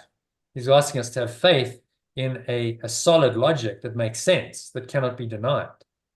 And then you go, okay, well, that does make sense. So I accept it. My faith is not a matter of just I blindly believe. My faith has been arrived at through an intelligent process of inquiry and questioning and coming to my own conclusions about what's true. And my source is only love, and therefore so am I. Is completely logical, makes complete sense. Yeah, so we'll stick with that, shall we? For the rest of the reviews. And that's what I love about this process. I've been studying this course for a long time, kind of going on 20 years now. But you do a session like this and you uncover something else. You go, oh, there we go. Different points of view from all different. A different point of view. If you spend enough time with it and you're open to correcting the language, I think the danger is people become dogmatic in their study of the course. They go, oh, no, these are the ultimate words of truth. Yeshua gave them, we can't touch them because they're sacred. No, it's a disaster. As soon as you do that, it becomes rigid and not open to, to the guidance that the Holy Spirit can give through the words. So yeah, thank you for helping us arrive at that little breakthrough. All right, so let's go into the practice, shall we? God is only love, and therefore so am I. So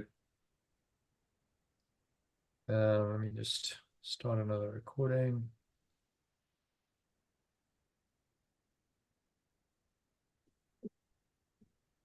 This is lesson 172. God is only love, and therefore so am I.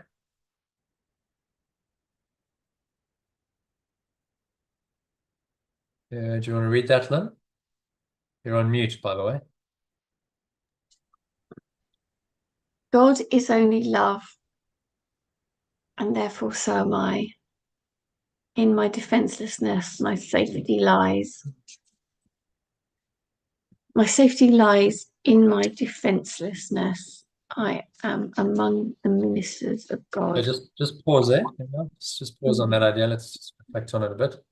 The idea of these reviews is you just pause. You go, and that's one of the reasons why it says, well, God is only love, and then do it again. In the middle, God is only love, and therefore so am I. So it makes you pause, reflect.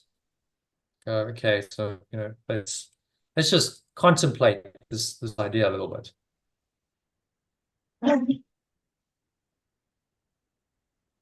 So God is only love, therefore so am I. And you see how that fits really nicely. It's kind of a wrapper around this lesson. If God is only love, why do I need to be defensive? If God is only love, then I can be defenseless and be secure in that. Because what am I defending? I'm only defending an illusion of myself. You see that? Yeah. Yeah. My safety lies in my defenselessness.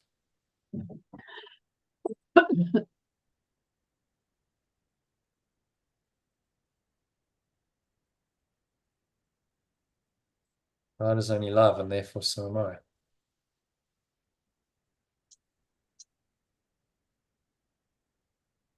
And again, just reflect on that. The idea is you just spend time with the words and you go, okay, so my source is only love. Yeah, that's what I changed it to in my head. Yeah, well, let's just do that. My source is only love.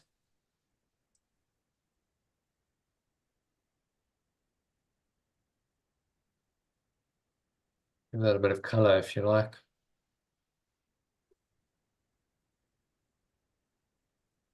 So it's kind of color coded, my defenselessness and my source are the same. It relates it. The source is only love, and therefore so am I. And then the next idea. I am among the ministers of God. Again, for a lot of people, that's like, oh God, you got to be kidding me. Because our perception of a minister is, someone sitting, church minister who's on a pulpit preaching, and I might have very bad associations with that. So again, change the language. What does it mean? It actually means like sharing it, doesn't it? I am among the. It means you ministering, you helping, or you teaching. Yeah. Now I've translated, I'm among the teachers of perfect love. Yeah.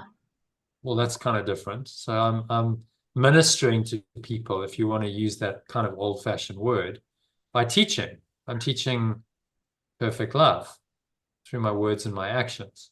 So when I say I'm among the teachers of perfect love, I'm extending the love that I am. This tells me what I am. I'm love, and I'm now extending that in my words and my actions, which becomes my mission. This becomes my purpose in this world, which you discussed before, that this loving awareness extends through us in our words and our actions. And we teach perfect love through our words and our actions in our own unique way, however that plays out for us. In your case, you love photography, you take photos, and the idea is to teach this perfect loving awareness through some essence of that loving awareness that transmits itself through the photos. And that's how you teach it. Yeah. So although it's a kind of high level, people will say that's a bit abstract among the teachers of perfect love, the principle then needs to be translated into practical terms in your life. Okay, well, how do I teach perfect love then in my life? Do I do it directly, like by teaching the course and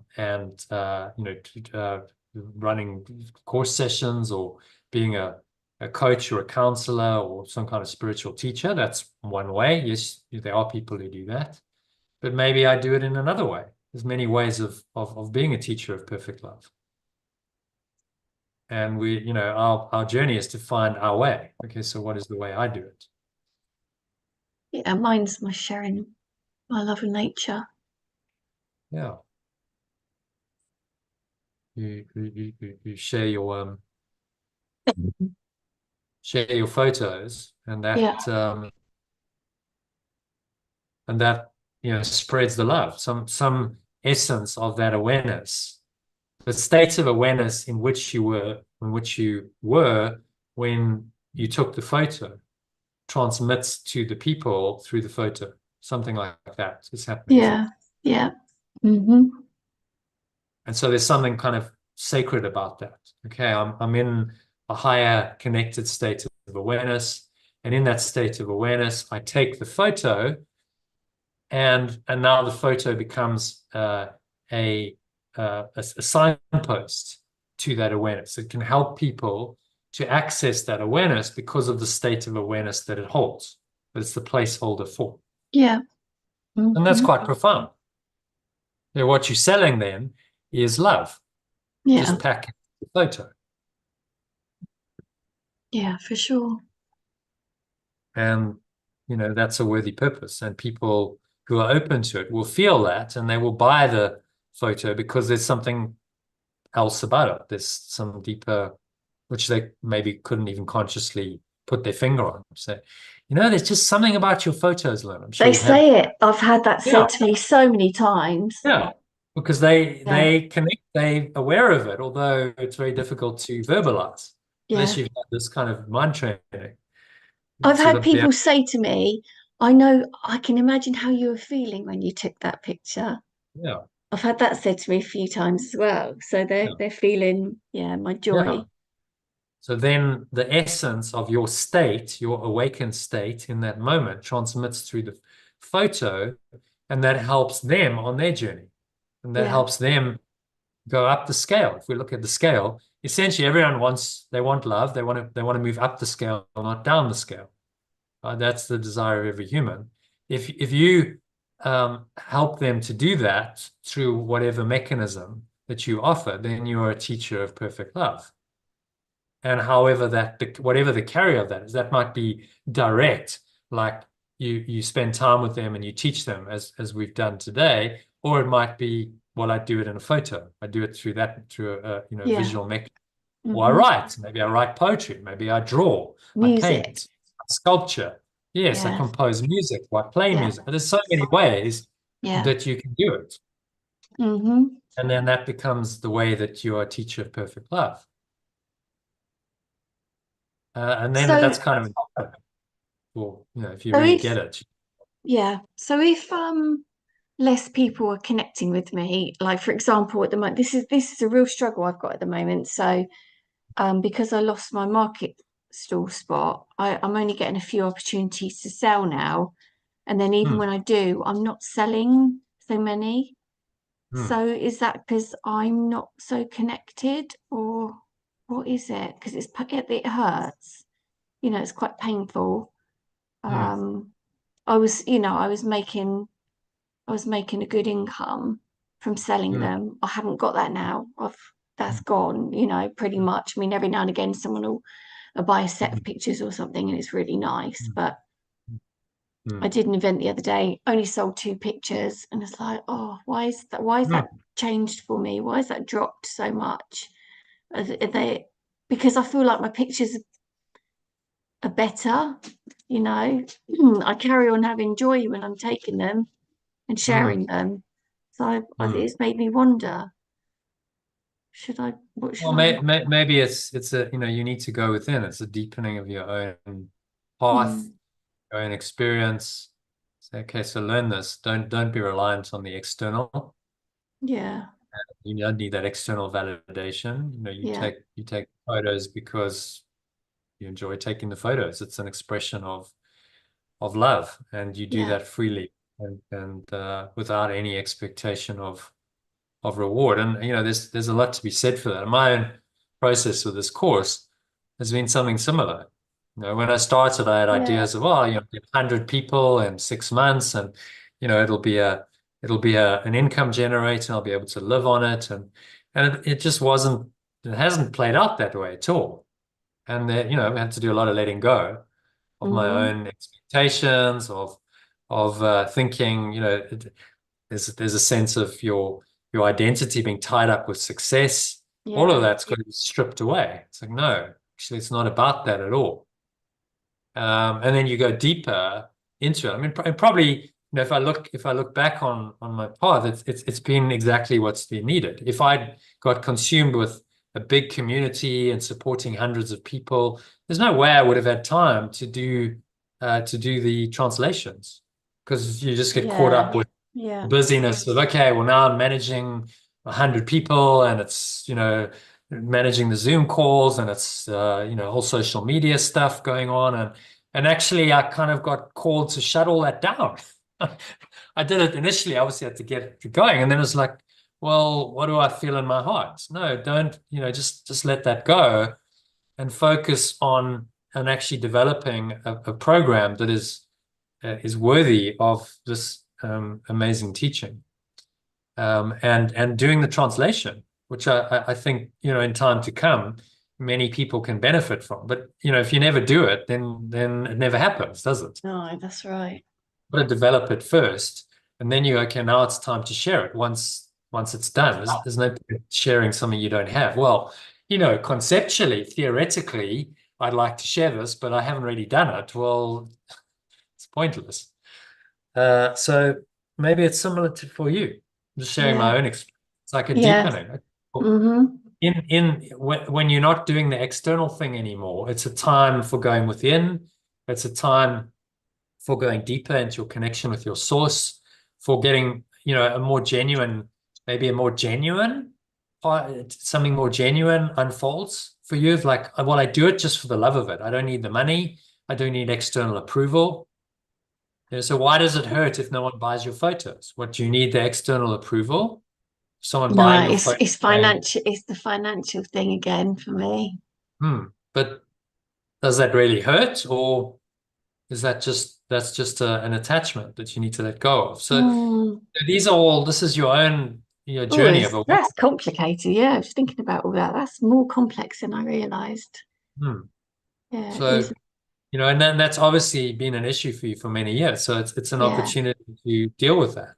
yeah. And say, and I've had to do the same thing. It's like, okay, this isn't working as I thought it was, and I'm running out of money, and how's it going to work? And I really Mm, want to continue the program, but so how do you? But I don't want to deny, what I feel called to do, which is to really that's do this exactly deep the work. same. Yeah, I don't want to deny that. I want to hold true to what my heart tells me Yeah. to do. And avoid compromising because you have to, because you need the money, Yeah, which because is my what a lot heart's of not telling me to people do do. anything else. Yeah. I still feel the same level of joy when I Mm, take the mm, pictures while I'm out looking for them, while I mm, process them, when I share them. mm, That's all still the same level. mm, I'm just not getting the external, like you mm, said. So it's looking outside.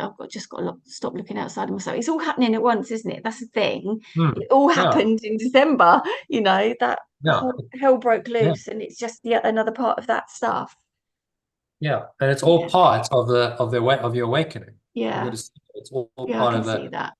Yeah. process of letting go of all this ego stuff, Mm, and trusting, in the end, trusting this process, and trusting that the Holy Spirit knows what it's doing, that, this isn't bad. This is actually all helpful, and it's guiding you on your path towards a deeper, higher experience of who you really are. And that in time, maybe those photos do get out there, and maybe in time you have an online business and community, and that's all Yeah. unfolding. But in the Yeah. meantime, this is where you're at, and you just, you've got to just Carry go on. through the process, maybe of healing Yeah. yourself first. Yeah. We've spoken about doing an online website, and Yeah. that's a valid idea. It could happen, but obviously you're not ready yet. No, because I So still haven't done it. no, there's a block. You Oh haven't done no. it. Well, why not? Okay, well, there's a block, and maybe it's just you've got to work through some of these blocks, Stuff. and then there'll come a moment where you go, okay, I feel inspired now. I'll do it, and I'll sit down and I'll do the website because I've cleared that resistance, and I'm Yeah. now. When you do the inner work and you clear internally, then inevitably that's going to reflect externally, and then Yeah, of and then course. flow forward. So focus on letting go of the blocks and climbing this ladder, Yeah. going Okay. higher in understanding and your experience. And if you're starting to sustain at, let's say, optimism 310, then naturally things come out of that. Yeah. Yeah, they Okay, did in the well, past. Yes. yeah, Yeah. Yeah. naturally, yes. I'm I know that's optimistic, true. positive, I'm Yeah. feeling inspired, I'm feeling hopeful, I'm willing. Well, yeah, sure, I'll do a website. In that state, a website's not a problem. Yeah. But if Okay. I'm stuck, down at anxiety or despair, or it's very difficult to do anything because you're not feeling inspired to do it. No. Inspiration's not there. So your job primarily is to let go of these egoic energies, and raise yourself up into this higher awareness, Okay. and then trust the process. That in that awareness, if you're able to sustain at 310 or above, stuff happens. It can't not happen. You will be inspired to do and say things and take actions in that state of mind. Yeah. And Yeah. and True. this is what I love about entrepreneurship, because it really tests you. You're on your own. It's like, oh, okay, so I'm optimistic one day, and then something negative or bad happens, and I get pulled down into these lower states, maybe a state of desperation, desire, or fear. Oh, it's Mm. like, what's going to happen? Am I going to have enough money? That's a typical fear. Yeah. Yeah. Um, but then that becomes your spiritual journey. You've got to let go of those things. Whenever you go down, you've got to let go of them, bounce back up. And the more you do that, the more established you become at these higher levels, the more likely it is to manifest. Right? If you can stay inspiring, hopeful, willing, optimistic, and hold a positive intention for yourself and the world, then stuff's going to happen out of that. Yeah. It's inevitable. Yeah. You will be Okay. inspired to do things, and stuff like websites and building online communities and selling your photos, and all comes as a result of that. So your job is to get into that state and stay in that state, and then if you feel called to act, then do that. That's part of the process. Yeah. But you don't force it. You don't go, right, I'm going to beat my head off with a stick. You're useless. Why Mm. haven't you done it, Lynn? You're terrible. And then you just feel worse about yourself. I Why was, haven't I, you s- done it? Just yeah, procrastinate. I started thinking, am I missing something? Should I be doing something different? But that nothing else has come up. Nothing's come up just saying, oh, you should be doing this instead, do this, do this. But Mm, so I feel like, yeah, I didn't feel like it just wasn't making sense. mm, But I've just got to stay calm and, yeah, optimistic, basically. mm, mm. Just keep letting go. How do you get to the higher levels? You let go of the lower levels. That's how you do it. Yeah, As soon as you yeah, let go of this stuff, or what remains is this. And it's a um, inverse relationship. So if you let go of a big block, then you'll find yourself catapulting up into higher levels of awareness. That's how it works. Yeah. Okay. So you're going through a period where you're going into this, the darkness, Yeah. but know that that's temporary, that this is designed to help you to become aware of it so you can let it go. And then the rebound or catapult effect is like boom, and you bounce up and you even, better and more stronger and more positive than you ever were. Yeah. You've actually dealt with the subconscious blocks to the awareness of love's presence that kept coming up before. So you'd have periods of time where you're like, wow, I'm so happy, I'm so inspired, and then the darkness comes again. Yeah. So imagine a life where that's all dealt with and you're just in Yeah. the flow Yeah. Don't have and to you're keep going dropping higher and down. higher. And Yeah. there's a sense of joy and love and peace and even bliss, so you're in a state of bliss when you take your photos. I mean, that is a very high frequency energy that people want. People who, open to that, like, wow, like that's amazing. Everyone, like, that's what I want. And, then they buy your photos. Then you just got to find a way to communicate that energy to them in a maybe a more generalized way, a more non-local way. So your model in Yeah. the past, when I do market stalls and I only connect with one person at a time and I have to be there, well, that's not necessarily the case. With digital technology, they can access a website 24/7. You could have podcasts. You could do a podcast on, the bliss of photography. Hmm. There's an idea for a Hmm. podcast, and you put a different spin on photography. And inevitably, if it's authentic, that's guided by spirit, there'll be people who are interested who will listen. So, Yeah. that's a different take on photography, and you tap into the niche market of photographers. You're like, wow, this is a different something different in this field that I'm interested in. And then you attract a bunch of followers, and then from followers, come sales. That's how it Yeah. works. Yeah. But you kind of, to be authentic in it, you have to actually walk the path yourself and have actually raised yourself up into these states. And then you naturally express it and extend it. Then you'll feel the inspiration to do that. So just because you're at bliss doesn't mean that you can't also be optimistic and willing. Mm. If you start to operate these higher levels, let's say you established a joy and that becomes your default state, that doesn't mean that you can't be optimistic and willing. That state is within your capacity. So if you need to, you can drop almost down into that state and you can go, but it's fine. I can now be willing to create a website and an online community and a podcast, and it's an expression of my joy. And there's no problem with it. I can be in flow with it. And then there's no block to it. And again, if what you create is an expression of joy, that's a very high frequency energy that, whatever you create carries that joy. People want that. People resonate with that, and you'll attract a following of people who want that. And then if you sell photos, they go, wow, yeah, I want more of that. Thanks. I'll buy your photo. I'll buy the digital download, or I'll buy the print. And then, the business comes from the energetic state. I think that's the key. Yeah. Yeah. Can you sustain in these higher frequency energies consistently over time? At the moment, you're not doing it because you keep No. getting bogged down. And Yeah. that's Keep getting low. Yeah. that's the spiritual block. But if you keep working through those blocks and you keep raising yourself back up into this higher awareness, then you start establishing yourself with that. Then things unfold from this level of consciousness or awareness. Then manifestation happens. So if you look at the integral model, that shows it fairly clearly. Whatever's happening internally. So let's say the scale of consciousness is these concentric rings.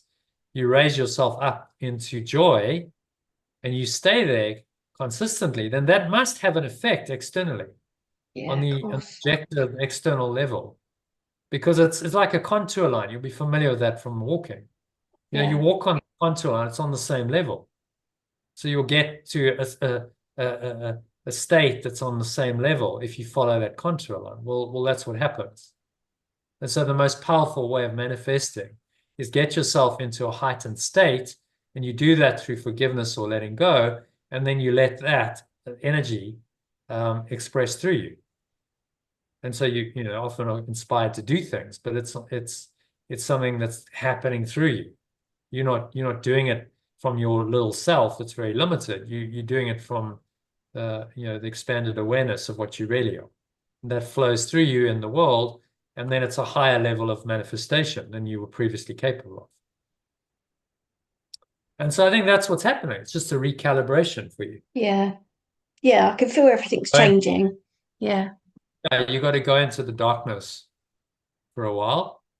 You got to deal with it, let it go, so that you can establish yourself at a higher level and do that consistently. Imagine if you could operate at a state of joy consistently.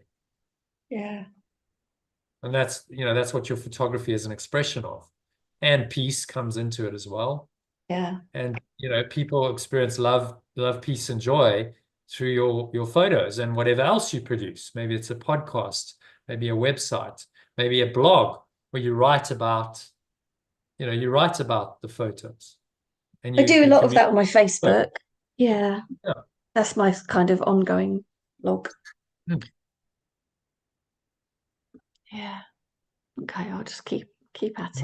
Maybe the only block at the moment is that you're just struggling, at these lower levels. Yeah. So the joy Mhm. is blocked. So, well, if you're not experiencing that, it's difficult then to communicate that. Oh, I'm feeling so happy and joyful today. You do a Facebook post, but actually you're feeling despair. Doesn't really work, does it? No. No. Faking it. No. So just keep working on this process of forgiveness, letting go of all these blocks, raising yourself back up into higher awareness, and then allow yourself to be inspired by that, to go with the flow of that. And if you feel inspired to write a blog or do a website, then you do it in this guided way.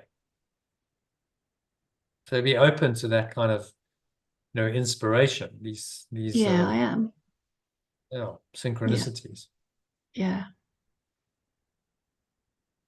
Okay. Cool. Yeah. All right. So let's go back to the lesson. Among the teachers of perfect love. And you see, just from contemplating one simple idea like that, I mean, we've talked about it for half an hour. It's profound. Mm. I'm among the teachers of perfect love. What does that really mean? How does that apply to me? And this is the practice. Yeah. One simple statement can kick off a whole process of understanding, internal inquiry, understanding this idea on a higher level. What does that actually mean for me? And that's your hero's journey. You work out what it Hmm. actually is. You Yeah. translate these words into your own experience in your own life.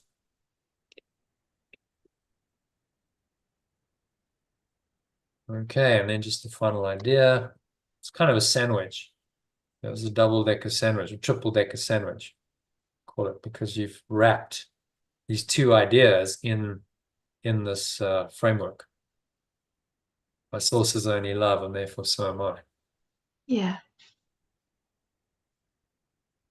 So read it again in the original and alternative. God is but love, and therefore so am I. My source is only love, and therefore so am I. Yeah, it makes so much more sense. Hmm. My source is only love, and therefore so am I. Mm. And my source is only love, and that's what I am. How can it be anything else? You know, how can I Mm. be sad? Mm.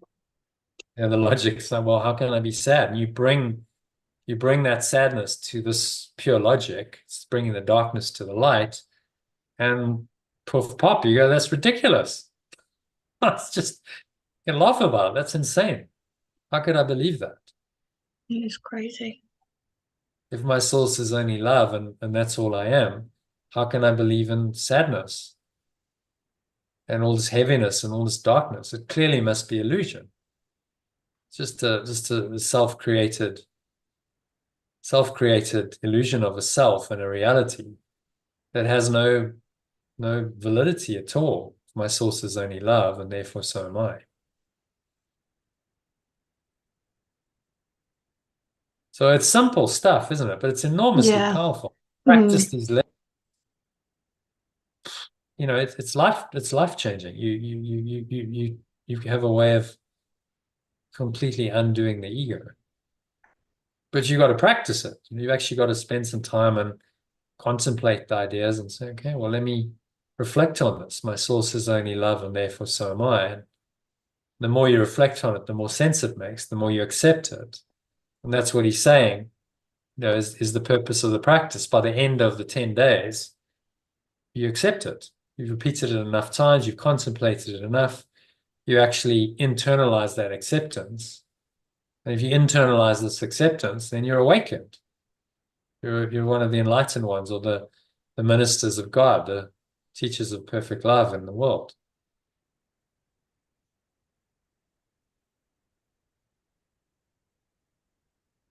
So So how do yeah, I practice. remind myself to keep thinking it? Well, just set a reminder on your phone. There's apps you can download that actually have the course lessons.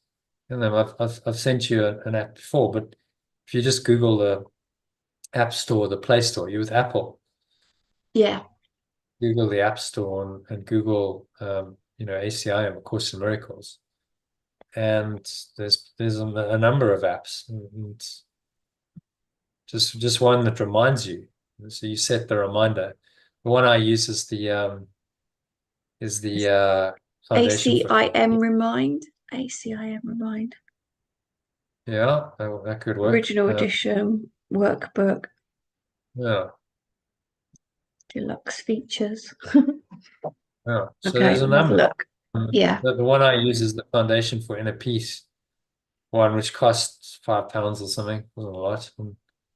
And then it reminds you hourly. So or you could just get any. I mean, there's free apps that set a reminder, hourly reminder on your phone, beep beep, and then that beep signifies to you, okay, I need to practice the lesson, and then you go to your Telegram and there's the lesson. You can read it, Okay. you can listen to the breath break. And so it's just a bit of organization, it's a bit of structure, so that you give yourself these experiences. You give yourself the Yeah. time to experience this. And of course, the ego is going to do its best to distract you and make sure you don't do it.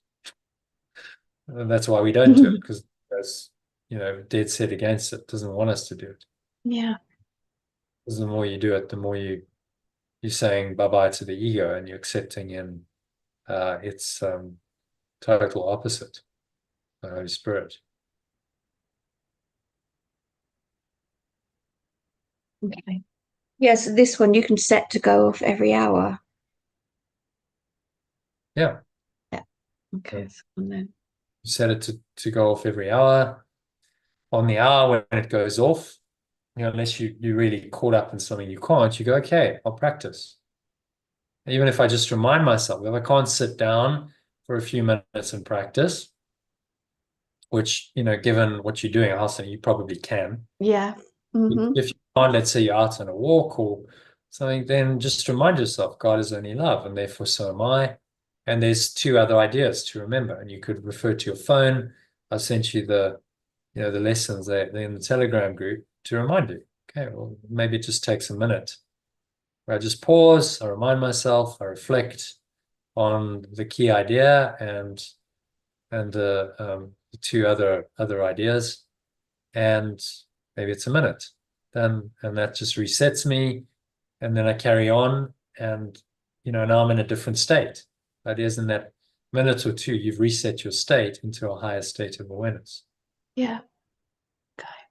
Which goes with you for the rest of the hour. Yeah. And then you do it that every hour so that you just keep resetting into that awareness, and you give the ego no time and space in your mind or in your life. You see why he's suggesting you do it every hour. You might say, oh, that's way too much. It's too We'll soon trip onerous. out of it. Yeah, but the Mm. reason why I'm saying every hour is because you're giving the ego no room to come into your life. But Yeah, if you have a practice where you practice in the morning and then you don't practice again until the evening, that's maybe 12 hours in yeah. between. Hmm. That's too long. The ego's got the whole day to come in and do its thing and try and convince you of its case. Yeah, So the daily, hourly practice is a big part of the undoing of the ego. So, do it. And when you do it, you're saying, yeah, I'm up for this. I'm willing. I want to be a good awaken. place to start, really, that app, I think. Yeah. And it's these little things, just a little app and then it beeps. A little structure in your life like that can make all the difference. Okay, well, now I've got a reminder. It's happening. And yeah, I'll just listen every hour. Or at least I'll remind myself every hour. And now I'm practicing the course in the way he's recommending I practice. And the benefits follow. If you keep doing that consistently, you can't fail to have a deeper connection, a more expanded awareness. Yeah. Okay.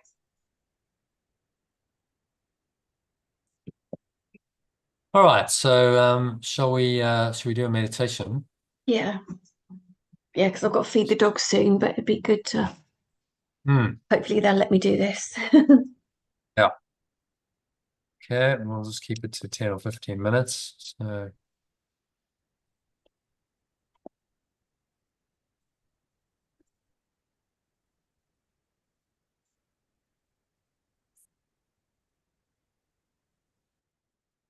you're just making yourself comfortable, sitting in your favorite meditation posture, your back straight, your feet shoulder width apart. Cup your hands in your lap, close your eyes.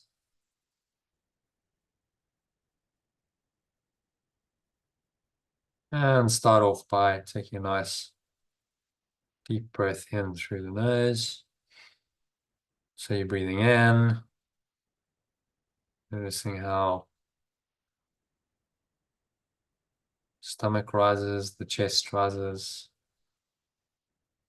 subtle flow of air in through the nostrils, pausing at the top of the inhale, smile.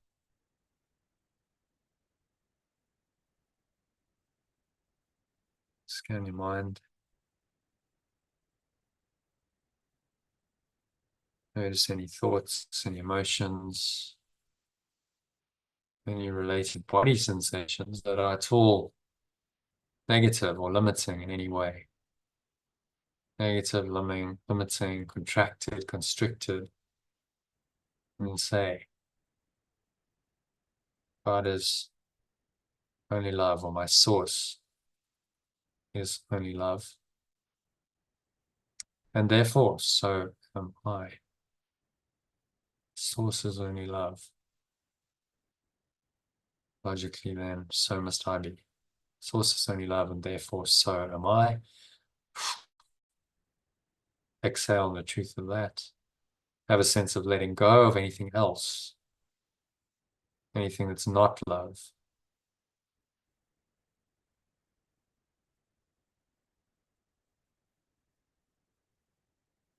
Anything that's not love must be released. Let it go with your breath. You can imagine it's like a dark cloud or a black smoke leaving you. It's going, gone. Pull the lower stomach into the spine. Expel the last remaining air out.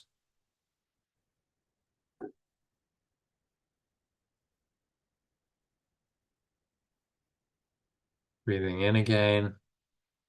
Breathe in this loving awareness in which you are completely innocent and defenseless. And remind yourself that my safety lies in my defenselessness.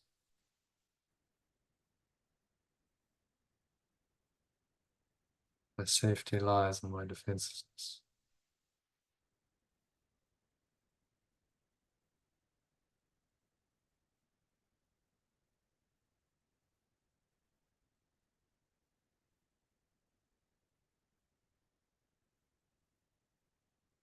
Just contemplate that in your defenselessness. There's no need to fear. There's no need to defend yourself, to attack others, because you are only love. Love needs no defense. Love just is. So contemplate that idea. Try and connect with the feeling of each idea. There's a deeper feeling that it points you to.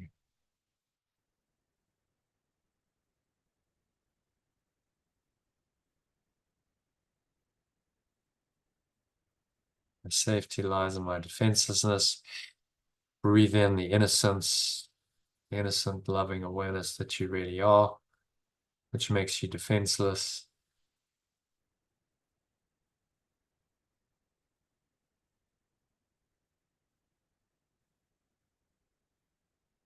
Remind yourself, God or my source is only love.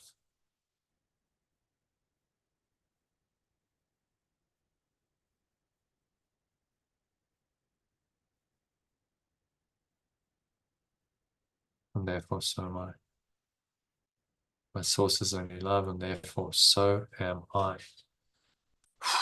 Exhale on the truth of that, to affirm it. Feel the truth of these words. Let them come into your mind and in your heart and give you certainty, which perhaps you've been lacking.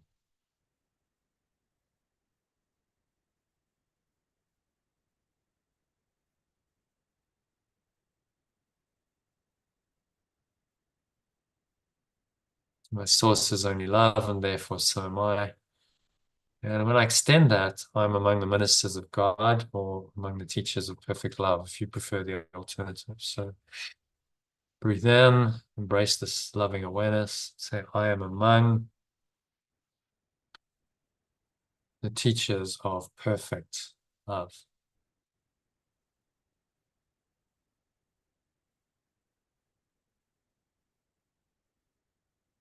I am among the teachers of perfect love.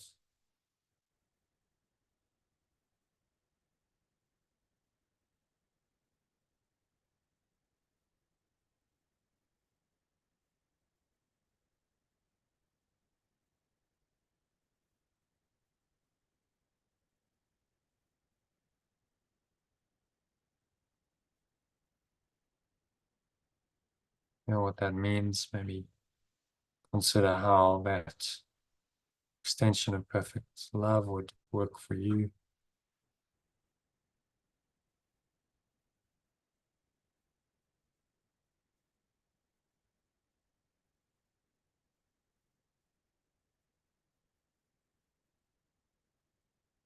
And sink inwards to this perfect love. My source is only love, and therefore so am I. Just breathe this loving awareness into every pore, every cell, every muscle of your body, every part of your mind, every fiber of your being is in this loving awareness.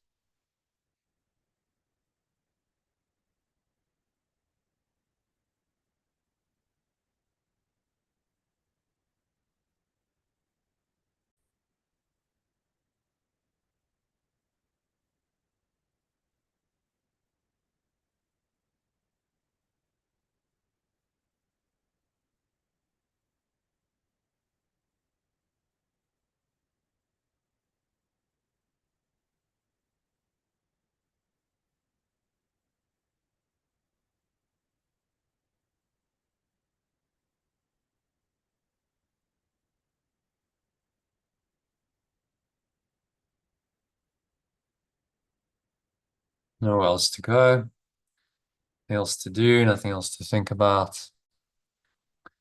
Breathe, relax, be still, and surrender into this loving awareness.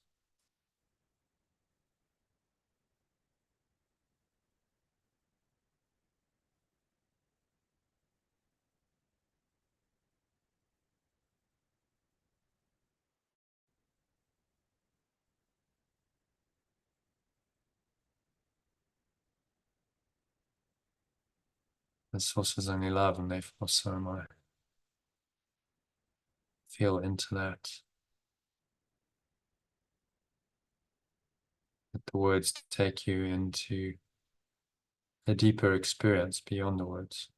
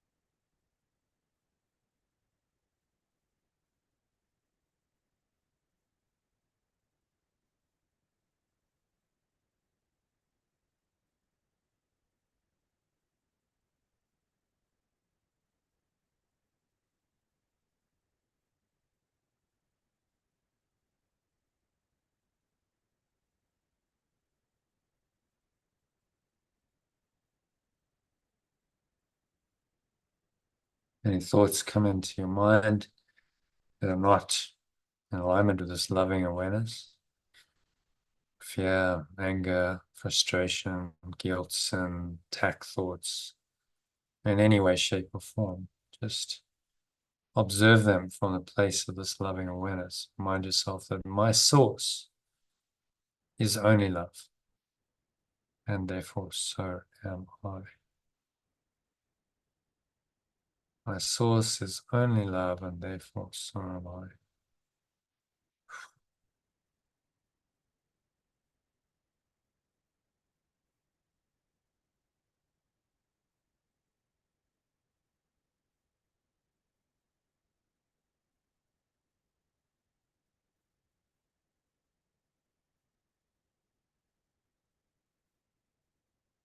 My source is only love, and therefore so am I. Accept that. Breathe it in to every pore, every cell, every muscle of your body, every part of your mind, every fiber of your being. Imagine, if it helps you, breathing in light, especially into any areas of darkness. Maybe that darkness sits in your stomach, solar plexus, wherever you notice any tension, any pain of any sorts. Just the darkness. So breathe in, nice deep breath in.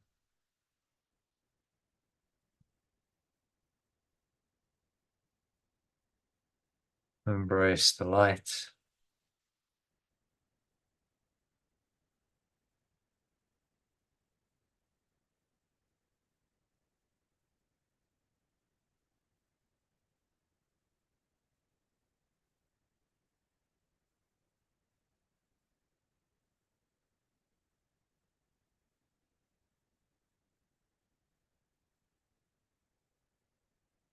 Really connect with this deeply, fully. Find yourself this light. This awareness is yours. It's your source, which is only love.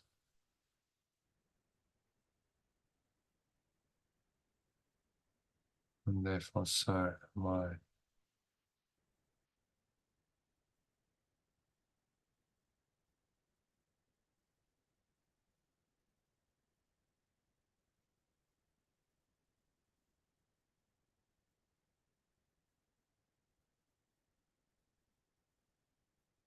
Nothing else to do, nowhere else to go, nothing else to think about. Just surrender with each breath. Observe the breath and let it take you more deeply. Just go deeper and deeper into this loving awareness.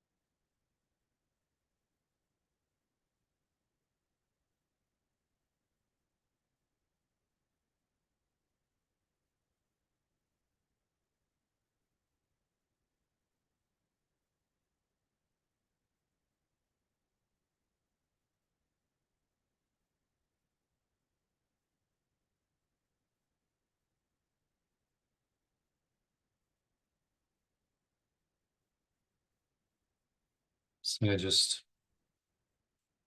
coming back now and bringing your awareness back into the body and the breath, senses, and the world. And on the count of three, you're going to open your eyes. So 1, just breathing in, noticing how the stomach rises and the chest rises. And the subtle flow of air in through the nostrils.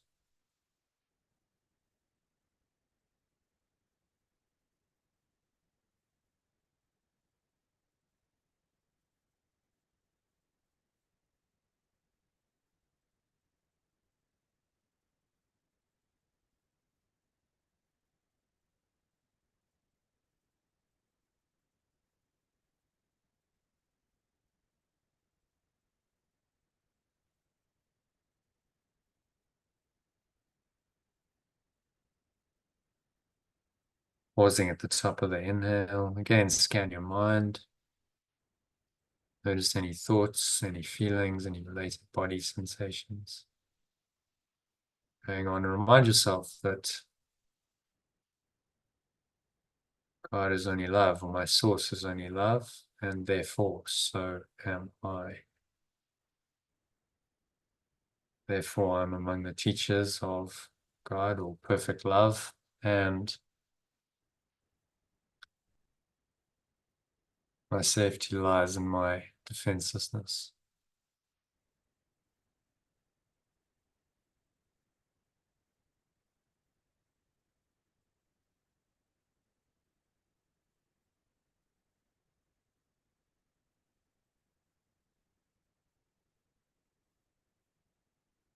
My source is only love, and therefore so am I.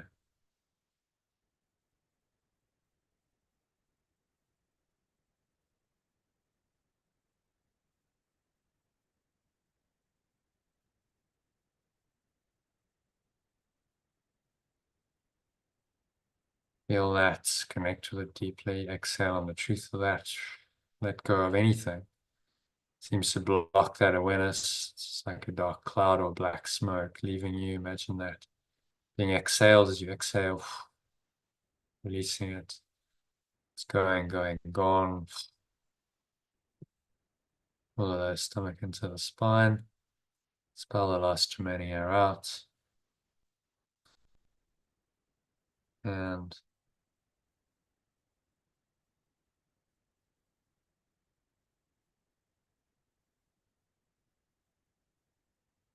rest in this awareness.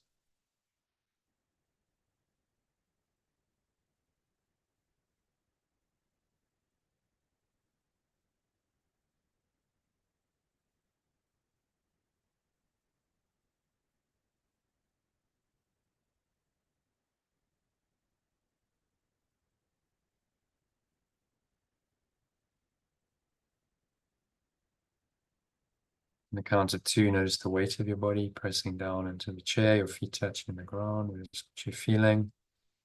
Your hands and touching. Maybe there's a subtle taste in your mouth. Smell in your nose, notice that. Notice what you're hearing in the surrounding environment. And just noticing all these things from this very still, calm, and surrendered state of mind, without illusions, in which only the truth is true. And that truth is that your source is only love, and therefore so are you. Feel that, connect with that, internalize that truth. You carry that truth with you wherever you go. For the rest of the evening, just top yourself up frequently by listening to the breath break that I've given you, or just reminding yourself every hour, God is only love, my source is only love, and therefore so am I. And the other 2 ideas: in my defenselessness, my safety lies in my defenselessness, and I'm among the teachers of perfect love. And that will keep you connected to your source, which is the loving awareness, perfect loving awareness. That is your true reality. So it is said, and so it is done. And now on the count of 3, you open your eyes, just look around. Take a minute just to look around the room, scanning the room, whatever seems to be there. Just look at it and notice that this perfect love, this loving awareness is still there, just underlying, where you have all your senses engaged. There's this underlying awareness that is still there, within which all perception happens. It's like the placeholder or the background for all awareness. And what you want to do is bring that background of loving awareness into the foreground, into prominence. And notice that whatever you're seeing, look at various different objects just for a second or 2 at a time, but notice that this loving awareness is the same. It's always there, no matter what you look at. And you can close your eyes briefly. Notice the same awareness. Open your eyes. Look at something else. Notice it's there. So there's a course lesson that says, God goes with me wherever I go, because God is in my mind. So translated, this perfect loving awareness goes with you wherever you go, because this perfect loving awareness is in your awareness. This is, in fact, your awareness. So how can it not be there? That's the simple, logical position Course takes. This is your own fundamental awareness. How can it not be with you always? It's impossible that it be anywhere else. So the correction is just acknowledging that impossibility and accepting the truth that you are love, you are this loving awareness, and there's nothing else really. So accept that. Say one more time, God is only love, and therefore so am I. Or my source is only love, and therefore so am I. I'm among the teachers of perfect love. because God is only love, and therefore so am I. And in my defenselessness and my safety, my defenselessness, my safety lies. My safety lies in my defenselessness, because God is only love, and therefore so am I. And we start to see the relationships between these ideas, that they're part of an integrated, cohesive thought system. You're studying thought system of the Holy Spirit, which is a complete replacement for the thought system of the ego based on separation. So that brings us to the end of this meditation. And I think of the session, there's some text to do, but been quite long, Lynn. So I imagine you probably want to go and feed the dogs and stuff. So shall we end it there? Yeah, that was great. Thank you. Yeah, they've been wandering around with. They've been really good. They're just like checking me out, like, are you going to feed me There you soon? go. So yeah, Yeah. it's like between 5 and 6 they used to. It's almost 6, so they've been very Yeah. good. Yeah. I'll let you meditate. Yeah. Okay. Well, thanks for the session. Thank you very much. Yeah. Glad you could join. So yeah, What time are feel you on free. tomorrow morning? You said you doing one in Yeah, the we're going to morning. try 10 o'clock actually, because Elaine is busy in the afternoon, and then evenings I need to be with my family. So we're going to try for 10 o'clock. Okay. So join us if you can. Yeah. Yeah, that would be good. 10 a.m. Fingers crossed. Yeah. Yeah. Okay. Okay. So Thank you. then I hope. Have a lovely evening. Yeah, and you. Thanks, Jono. Namaste. Namaste. Bye for now. All right. So that's a wrap for today.